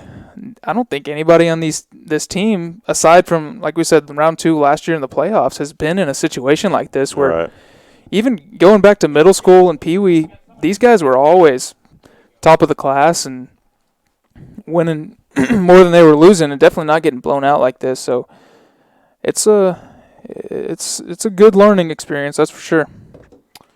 Well, as long as you learn. Well, and hopefully it puts a bad taste in their mouth and they realize that next time but that can go two ways. You might say, well, we were down and we were not able to come back, so why try? You hope that's not the mindset, but again, you never know with so many young guys. Well, I have about a minute 57 left in the third quarter and then the fourth quarter to try to figure out a reason to cancel the coaches show on Monday, because I'm thinking that's not going to be very fun. No. Maybe it's been a long time. Brad will do that for us. Yeah, it's been a long time since we had a coaches show where we had to talk about something like this. Yeah. Again, the last 2 times we've gotten blown out have been in the playoffs, so we haven't had to talk to Brad the next Monday. Yeah, it won't be fun. But Brad, you know what? Brad will be so motivated by a game like this, and I know Adam Harvey, I know all those guys, the coaches are going to be very motivated to not let something like this happen. Yeah, again. You just hope that translates back towards the players. Right. I was going to say, there's only so much they can do. Good punt by Jacob Randalls. Got a favorable roll all the way down to the 23-yard line, look like where they'll mark it, 22. So the Cougars will take over 1st and 10 at their own 22-yard line. Minute 40 left in the third quarter. Maybe we should do like Pitt and Austin Peay did in week 1 and just decide to go running clock in the second half. Did you hear about that? Yeah, I did. College football game. I've never heard that before. Well, but I would vote for that right now. Me too. If the Cougars have put any backups, they still have Huff in at quarterback. Boy, Marquise still finding plenty of room to run. Oh, was that Terry Green? That was Terry Green, yep. Number 10. No, 16. No, that 6 looks like a 10. Marquise Collins. Terry Green's back there, too.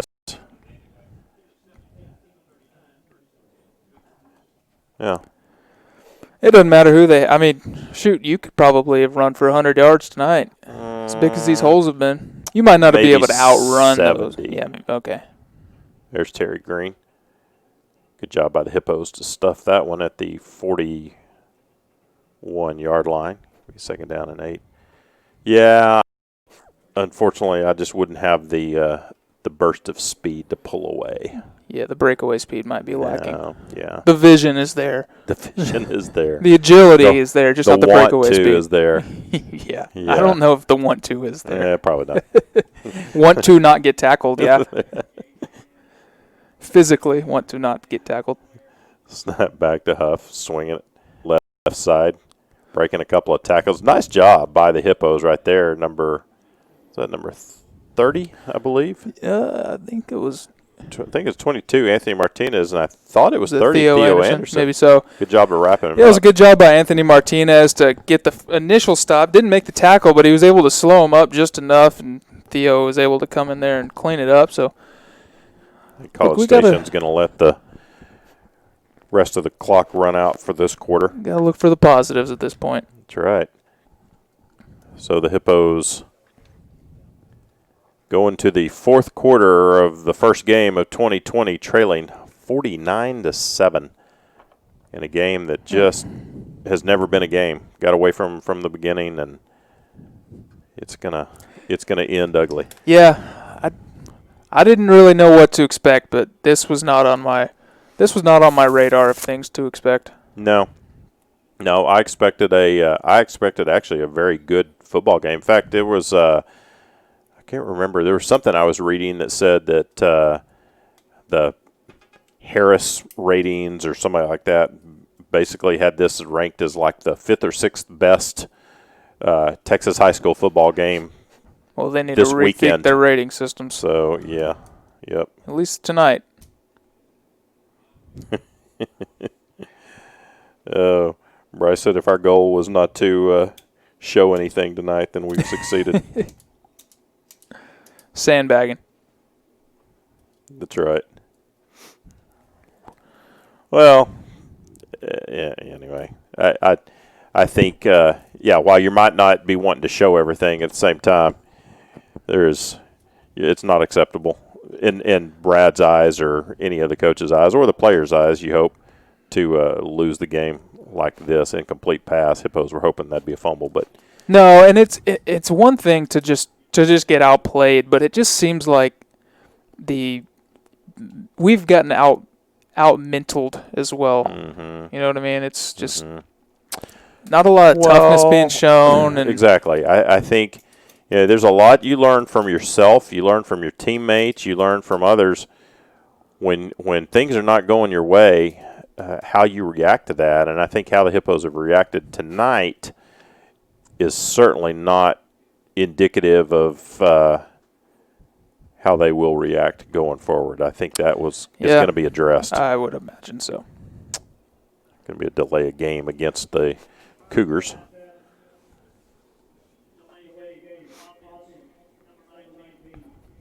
Lots of work to do, and I'm sure it'll start tomorrow morning. This is one of those too. Sometimes as coaches, you've been in that situation where you're like, we're really not even going to watch film because there's really not anything to watch. There's nothing you can really get from it. You want to watch a little bit, just enough to get some good yelling in. And yeah, I think it's more. I think right now, I'm not sure.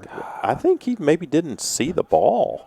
I think one thing we got to work on is fielding punts because we're costing ourselves. I feel like Theo Anderson maybe didn't see the ball because he could have stepped back about 5 yards and fielded that. Instead, he just stepped forward, went over his head, and let the ball roll down to about the 10-yard line where the Hippos will start 1st and 10. I think it's more of a lack of confidence. It's people that have never fielded a punt. It's tough. It is and tough. Especially, obviously this is Theo's first time playing a varsity football game, and you're back there by yourself, and everybody's watching you, waiting for you to catch this, and you've seen football, and you've watched guys muff punts, and you don't want to be that guy, so easier just to let it go sometimes.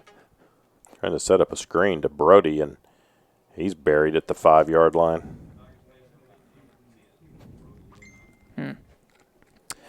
Trying everything at this point. Putting Brody at receiver. Actually, he might have been lined up as a fullback. Or a wing.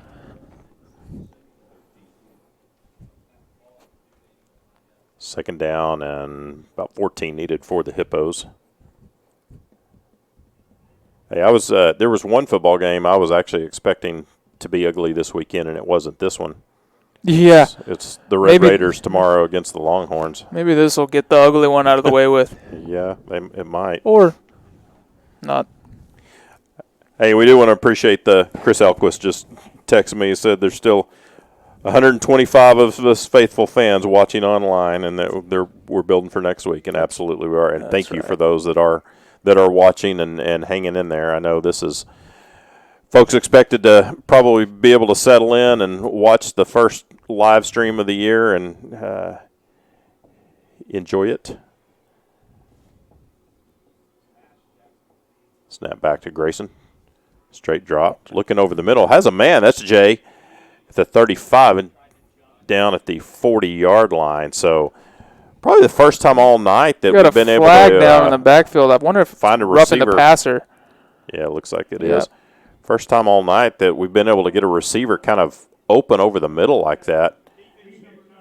Grayson did a good job hitting him in stride. Jay kind of stumbled a little bit. I think he was frustrated with himself. Yeah, he was trying to cut back, I think, and taking that one a little further. Yeah.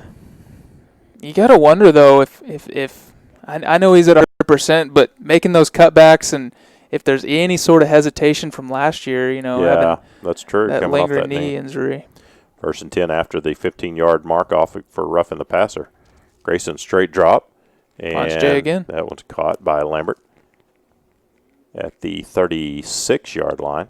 See, and this is what I feel like we could have been doing this from the beginning. And it's just sitting back in the pocket and running actual routes, not trying to get rid of this ball immediately and run these screen passes and these little quick fade routes. Let Grayson sit back there and find his targets.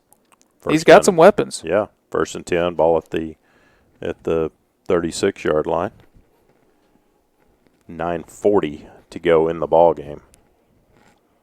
Sat back, quick pass left side, caught, run out of bounds. Number 82 for the Hippos, Carson Forrest.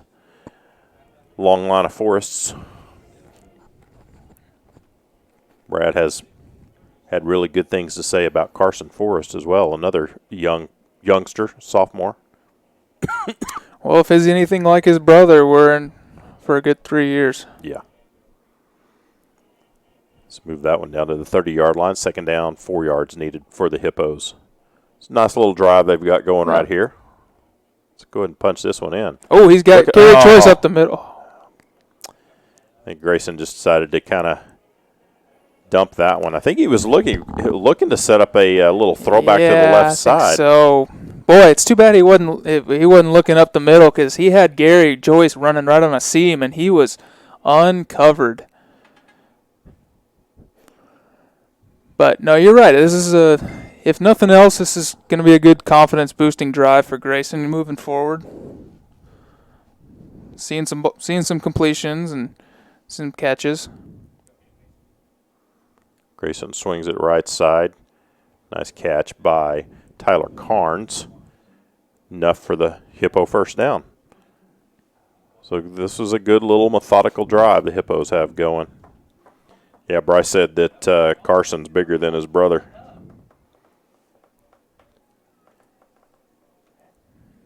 Kyron Miller just keeps trying to find a place to run, and he finally does.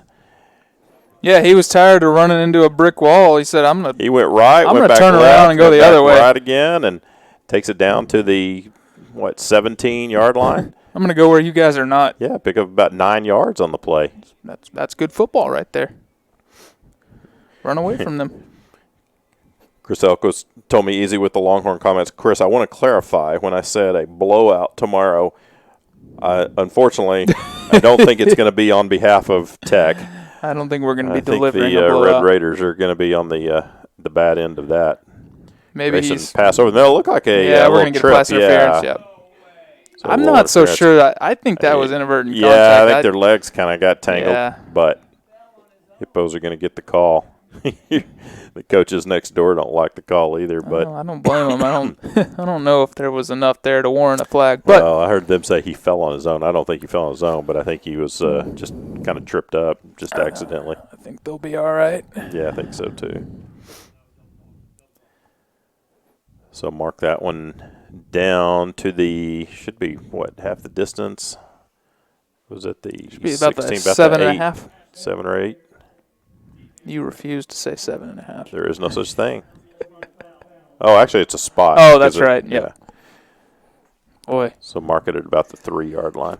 Yeah, there is no such thing as a half-yard line. I didn't say half-yard line. I just said 7.5. 7.5 yards away. Oh, okay. I'll accept that. But I won't accept 7.5-yard line. Like when people say the ball's at the half-yard line. There is no half-yard line. Would you accept 22.5 feet from the goal line? I would. Little swing pass, and boy, did he get it across? Wow. Forrest caught it right at the goal line. Believe he didn't get in. I mean, couldn't either. That referee was standing right there, but nice closure by the Cougar defender. Yeah, keep him out.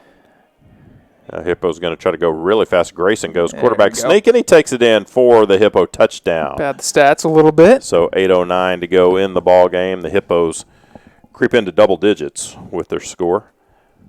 49-13 with the PAT to come. That was a nice drive, very methodical, and something positive. Right. At this point, that's what we're looking for. Grayson's first touchdown of the year. Snap back, hold down, kick up by Evan Gutierrez is good. 8:09 to go in the ball game. It's now College Station 49, Hutto 14. Listen to Hutto Hippo football on SHN Sports. The Hutto Family YMCA, proud to partner with Hutto ISD. The Hutto Family YMCA is a center for fitness, family, and community. They provide Hutto residents with a state-of-the-art facility for programs and events that focus on youth development, healthy living, and social responsibility. The YMCA works with Hutto ISD to provide an after-school program and other events such as Friday Night Live for middle school students. Check out the Hutto Y or call 512-846-2360. The Hutto Family YMCA, strength from within.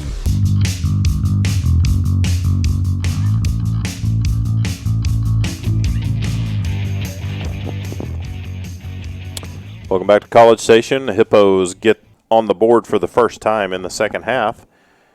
Got that Cougar lead to 49-14. Well, we talk about winning the second half, and right now the second half score is 14-7. So one-score game. That's right. Look at us go. Ronnie Quintanilla Perez told me don't be too hard on my Red Raiders. That never know once they get on the field. Yeah. In most years I would say, Tech, UT, in Lubbock is that's a tough game. But in 2020, there's a kick out of bounds again by Fernandez. In the year of 2020, COVID,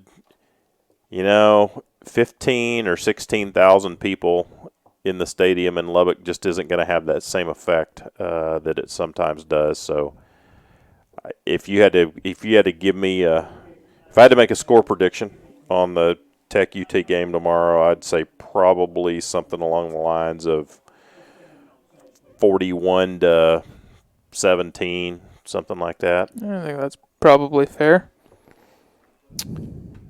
In favor of the team from Texas. That's right. The team that wears Hutto orange. 8:09 to go in the ball game. 49-14. College Station leads it. Has been in control of it the entire night. Handoff, boy, fighting for extra yards was number 16, Marquise Collins. He's run well. Yes, he has. He hasn't. He stepped in for Roderick Brown and they haven't missed a beat. Now, I'm a little surprised that they still have their quarterback, Jed Huff, in the ball game. He's done nothing but hand the ball off. I think at this point it's more of he's there just to give the ball to someone else.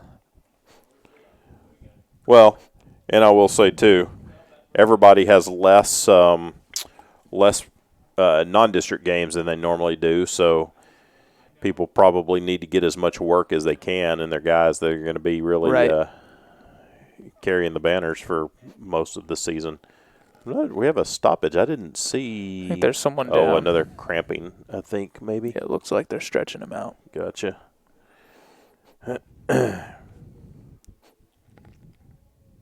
Bryce just said Cedar Park up on Vandergrift 21-7 with 2 minutes left. And he said he thinks I'm looking Jet right Huff now. is the only quarterback right. listed on their roster. Yeah. He's a good one. Yeah, he is.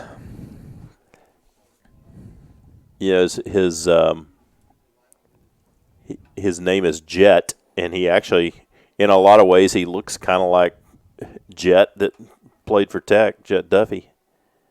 Just in his the way he kind of moves.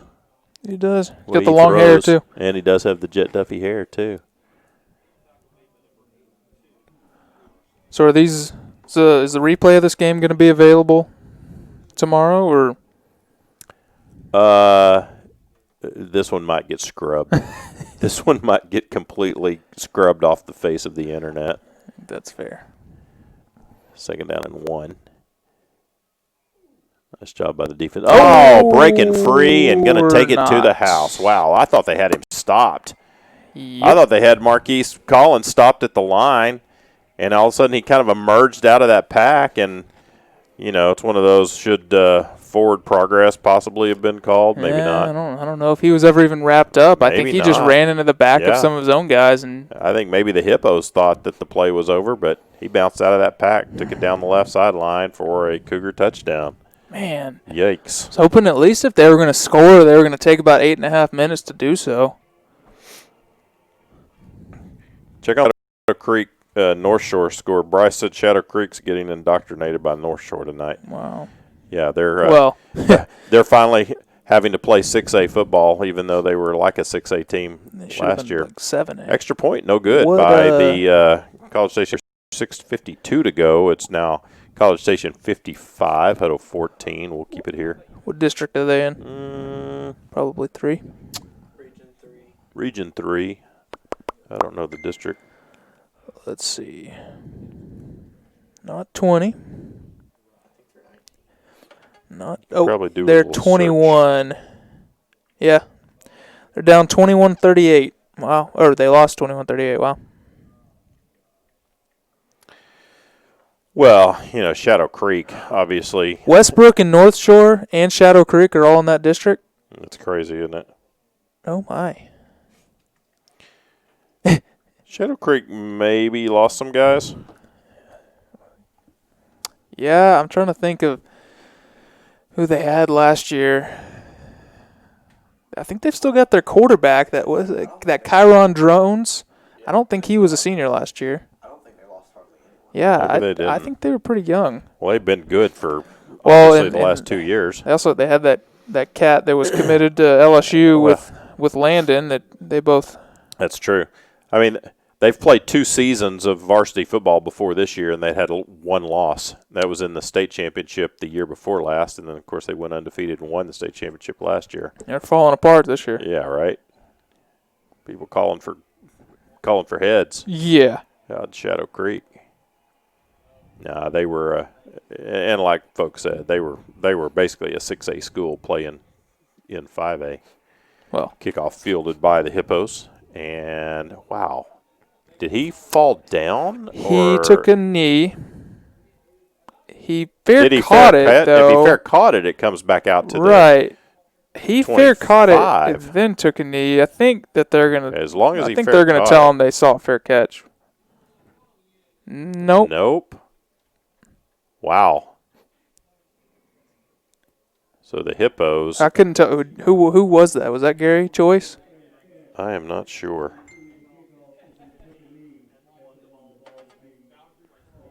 Did he? I couldn't. They just said something. The official said something. I couldn't tell what they said. He took a knee. I don't know. I thought he waited for a fair catch before he caught that, but either way, that's that's a big mistake. Gosh. Well, at least he made it now and not when it actually matters.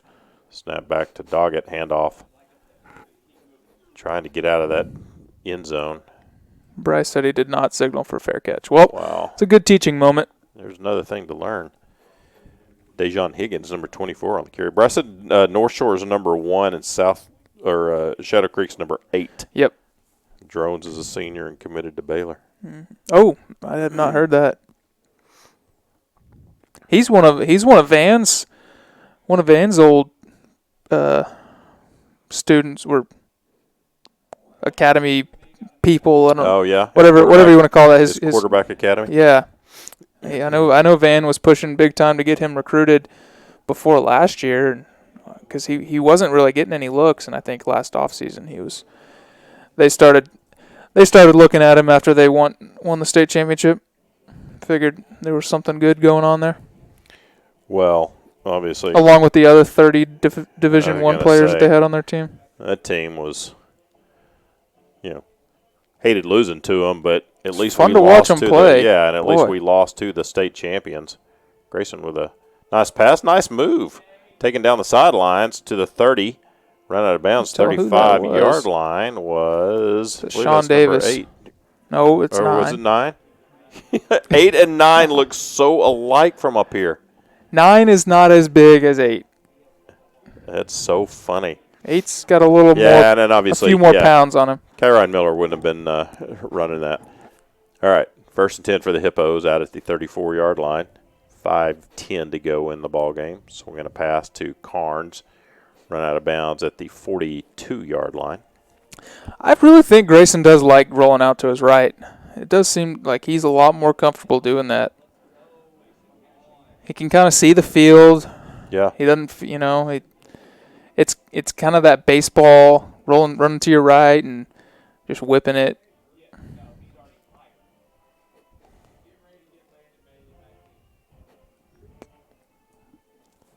A lot of clock going right here. I think that's probably by design. That's the plan.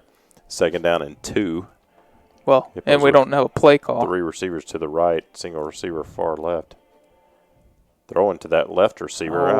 Threw it behind him. Yeah, it threw behind him, but not a very good effort there by Sean Davis to go up and catch. Sean just kind of threw a hand up and back there. But boy, those are the ones you got to be careful. A lot of times you stick that hand out there and tip it up, and those get picked and taken back for 6. So 3rd down and 2.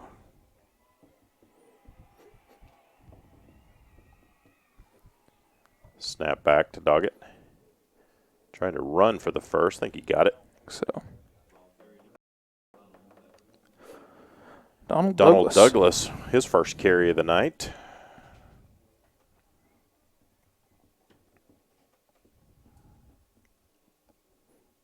Yeah, we'll go down and get a score here to end it and have some kind of a good taste in your mouth. Grayson throwing way over the top. Yeah, a little bit of a miscommunication there with Sean Davis. Grayson was expecting him to, I think, do kind of a post and go, and he never did turn it up. So 2nd down and 10. Again, that just goes back to. I feel like there's some. I just feel like there's some chemistry missing. And well, I don't mean exactly. just Grayson and his receivers, just chemistry in general. Right. Just seems it doesn't to be seem missing. to. There's not that flow that we've seen in the past few years. Grayson this time rolling to his left, being chased from behind and dumps it. Oh, and good job throwing it away there. Yeah. Instead of trying to force it. He was feeling the heat coming from behind him for sure.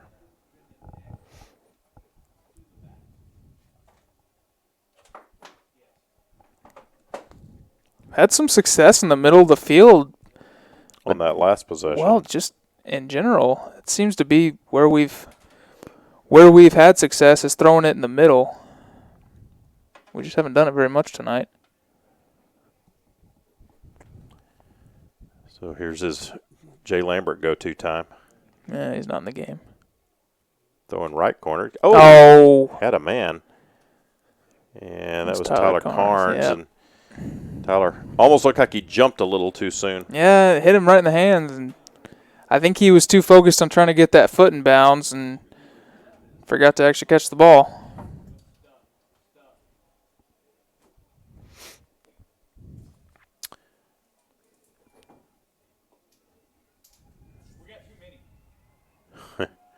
Their coaches in next door say they have too many guys on the field.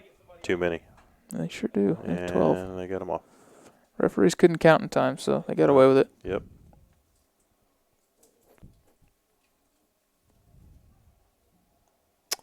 Punt away. Fair catch signal. Caught at the 24-yard line. 3:35 to go in the ball game. Thinking there's a chance Brody might have given his punting position up. Yeah. Jacob Randall's done a really good job. He has done a good job. I guess the first one he kind of shanked it a little bit, but that was the one that he had to go up and make that one-handed grab. Right, so that's that one. Other than that, he's had some very nice punts. He has. And Brody's playing kind of both sides of the ball. If you can get him a break and not have to have him punt, that's a plus. Well, I think Brody and a number of the others really haven't played a whole lot here in the second half. I think it was an opportunity to see what some other guys could bring out there on the field. I think it was the second half was a little bit of an audition time, evaluation time for some coaches and some players. Yeah, and I'm not sure if anybody passed there. Free again. My gosh. Down that left sideline and finally pushed out of bounds was number 21, Bradley Jones. They have just really exposed the Hippos on the outside defensively. Well, and a lot of these are not even designed to be outside. No, They're just finding the hole and bouncing just it. popping them outside, and yeah. Hippos are just chasing. And there's just no second level of defense. It's breakthrough and just been playing home chase free. all night. Yeah, it's weird. I can't explain it. Yep. I think our linebackers are getting sucked up too quickly. You got to figure out how to explain it, because as a color commentator, that's your job, is to explain those things. Well, I'm explaining what's happening. I can't explain why it's happening. Okay. I can guess. Well, I think there's a lot of guessing going on tonight. Yeah, that's my guess. We're guessing wrong. We're shooting all the gaps. I hope we're guessing wrong. I hope we're not guessing right. Yeah, no kidding. Because if we're guessing right, we got a long season ahead of us. Second down and 8 for the Cougars. 2:50 to go in the ball game. Seem to be trying to let the clock run just a little bit. Snap back to Huff. Running to the right side. Going to be a hold, I believe, over there on that. Saw a Hippo kind of get pulled down. Number 21, Bradley Jones with the carry. I think they're going to move this one back 10 yards.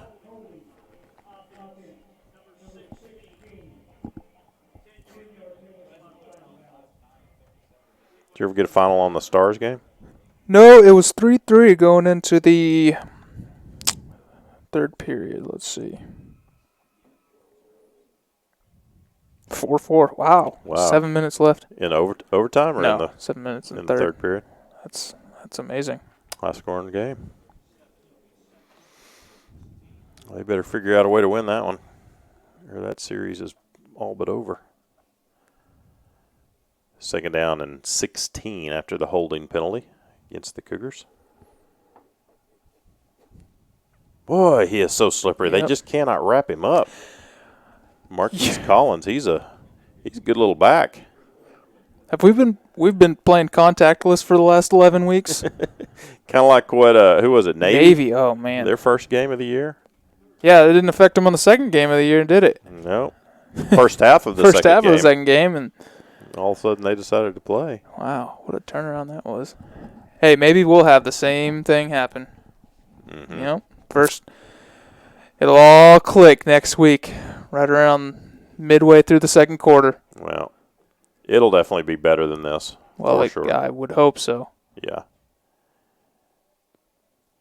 Hippos look like trying to tackle the ball right now. Bradley Jones moves it forward across the 25, inside the 25, down to the 24-yard line. Going to be fourth down at about 3 yards.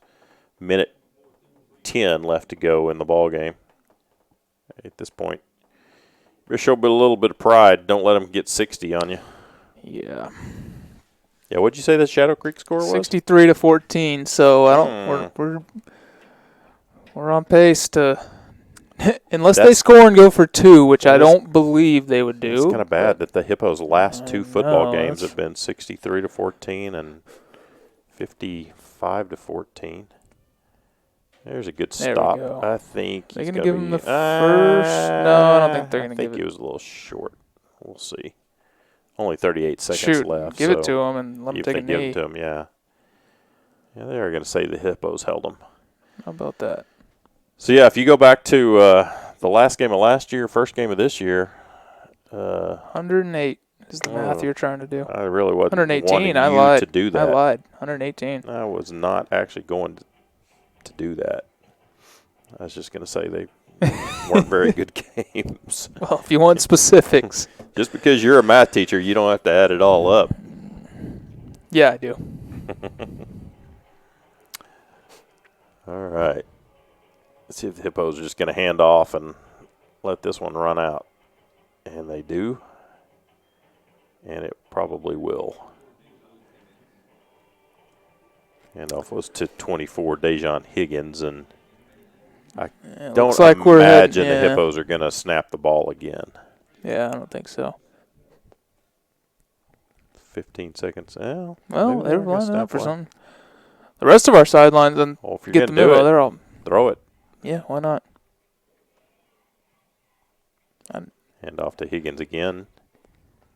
Brought down about the 30-yard line, and the last second ticks off, and that is the ball game. Well, mercifully. Yeah. So not the game the Hippos expected, not the game anybody expected for their first game of 2020. And, you wait a long time to play football, and then, that's not what you wanted to do. So are we doing handshakes? No, they're gonna they walk off to the out to the hash marks, and they wave to each other. I believe they're not allowed to. Yeah, they're not allowed to shake hands. Which that makes sense. Let me just tell you, the dumbest thing. I'm just gonna say it, and UIL might say we can't broadcast anymore for me saying it, but you're out there tackling each other, sweating on each other, everything else that you do, and But at the end of the game, you can't go shake hands. Yeah, it's just. Well, it's like the NFL. You can play the whole game, and then you can't swap a jersey. Yeah, it doesn't. You know what I mean? It's doesn't make a bit of sense. Yeah, it's all perception. Well, the final score in College Station is the Cougars 55 and the Hippos 14. This one, it just never really. This was one the Hippos just never really had a shot. Some games you look at that kind of score and you think, well, how was it early on? Well, early on it was like this, like this. And just one of those where the Hippos, they never could get anything going offensively. They had a number of 3-and-outs. Cougars had some explosive plays. I will say the Hippos had some moments on defense where, you saw some things, but and you wonder with a score like 55-14, how can you say that? Well, when they started moving some guys around, and we saw a couple of times when Landon kind of moved back to that end position and looked a little more like the old Hippo defense, but just never really offensively just couldn't get anything to click. You had a couple of drives where you moved the ball a little bit. But I feel like Grayson's going to have to develop some chemistry with some guys other than Jay Lambert. Yeah, and the lack of production on the offense, it has a lot more to do with the lack of production on the defensive end as well. If you're one of those defensive guys and you give up a couple big plays, and all of a sudden you look out there and your offense isn't doing anything, not helping you out at all. It's kind of demoralizing, and you think you have to do it all yourself. And guys start trying to make big plays, and they get caught out of position, and things just kind of snowball from there. And a lot of times that's why these games get so out of hand, is everything just snowballs, guys trying to do too much. And, it's luckily we get to start over 0-0 next week and forget about this one. That's exactly right. You find things to take away from this one. Hey, coming into this, I think Hutto had a good football team, has a lot of good athletes. None of that has changed. They still have a lot of good athletes. They still have good football players. They still have good football coaches.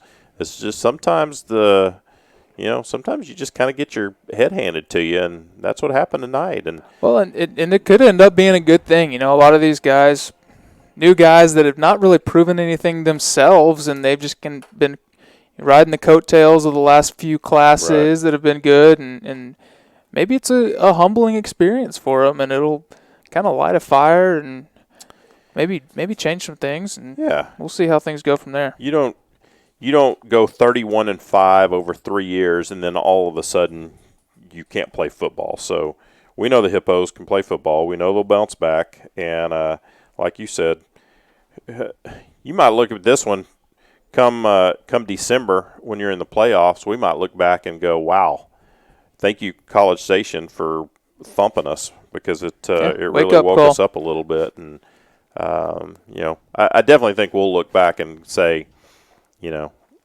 we probably weren't as ready as we thought we were. And I'll also say College Station's probably a better team than we thought they were going to be. They look good. I know they're defensively, going to be good. they look. Yeah. Offensively, obviously, but boy, they are stout up front. Exactly.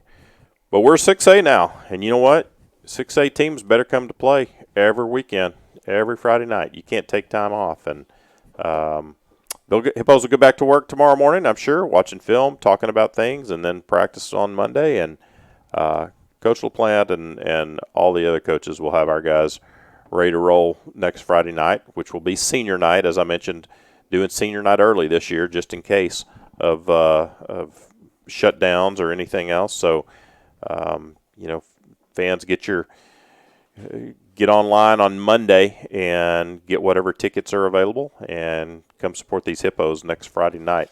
In the meantime, come join us at the Coaches Show on Monday evening, 6 o'clock at Rio Grande out on the patio. New location this year. We're excited about that. Fun place to do a Coaches Show, and we had a good time this past Monday with obviously Coach LaPlante, but also Coach Harvey and Coach Adams and Coach Hubenek, and we will be doing that again this Monday night. So we want you guys to come out and join us. If you can't, tune in and watch, and it'll be an interesting conversation with Brad on Monday. But I know he's not going to be one that's going to have any excuses. He's going to be ready to talk about what we need to learn from it and how we can grow. So, well, our final score again from College Station was the Cougars 55, Hippos 14. We'll be back on the air Monday night for the Coaches Show at 6 o'clock. Join us then. And then we'll see you next Friday night for senior night at Hutto Memorial Stadium for Gage Bowles doing the engineering, for Bryce Doggett, who tried hard to make it work over on the sidelines, and for my color commentator, Ryan Robinson. I'm Todd Robinson saying have a great weekend, everybody.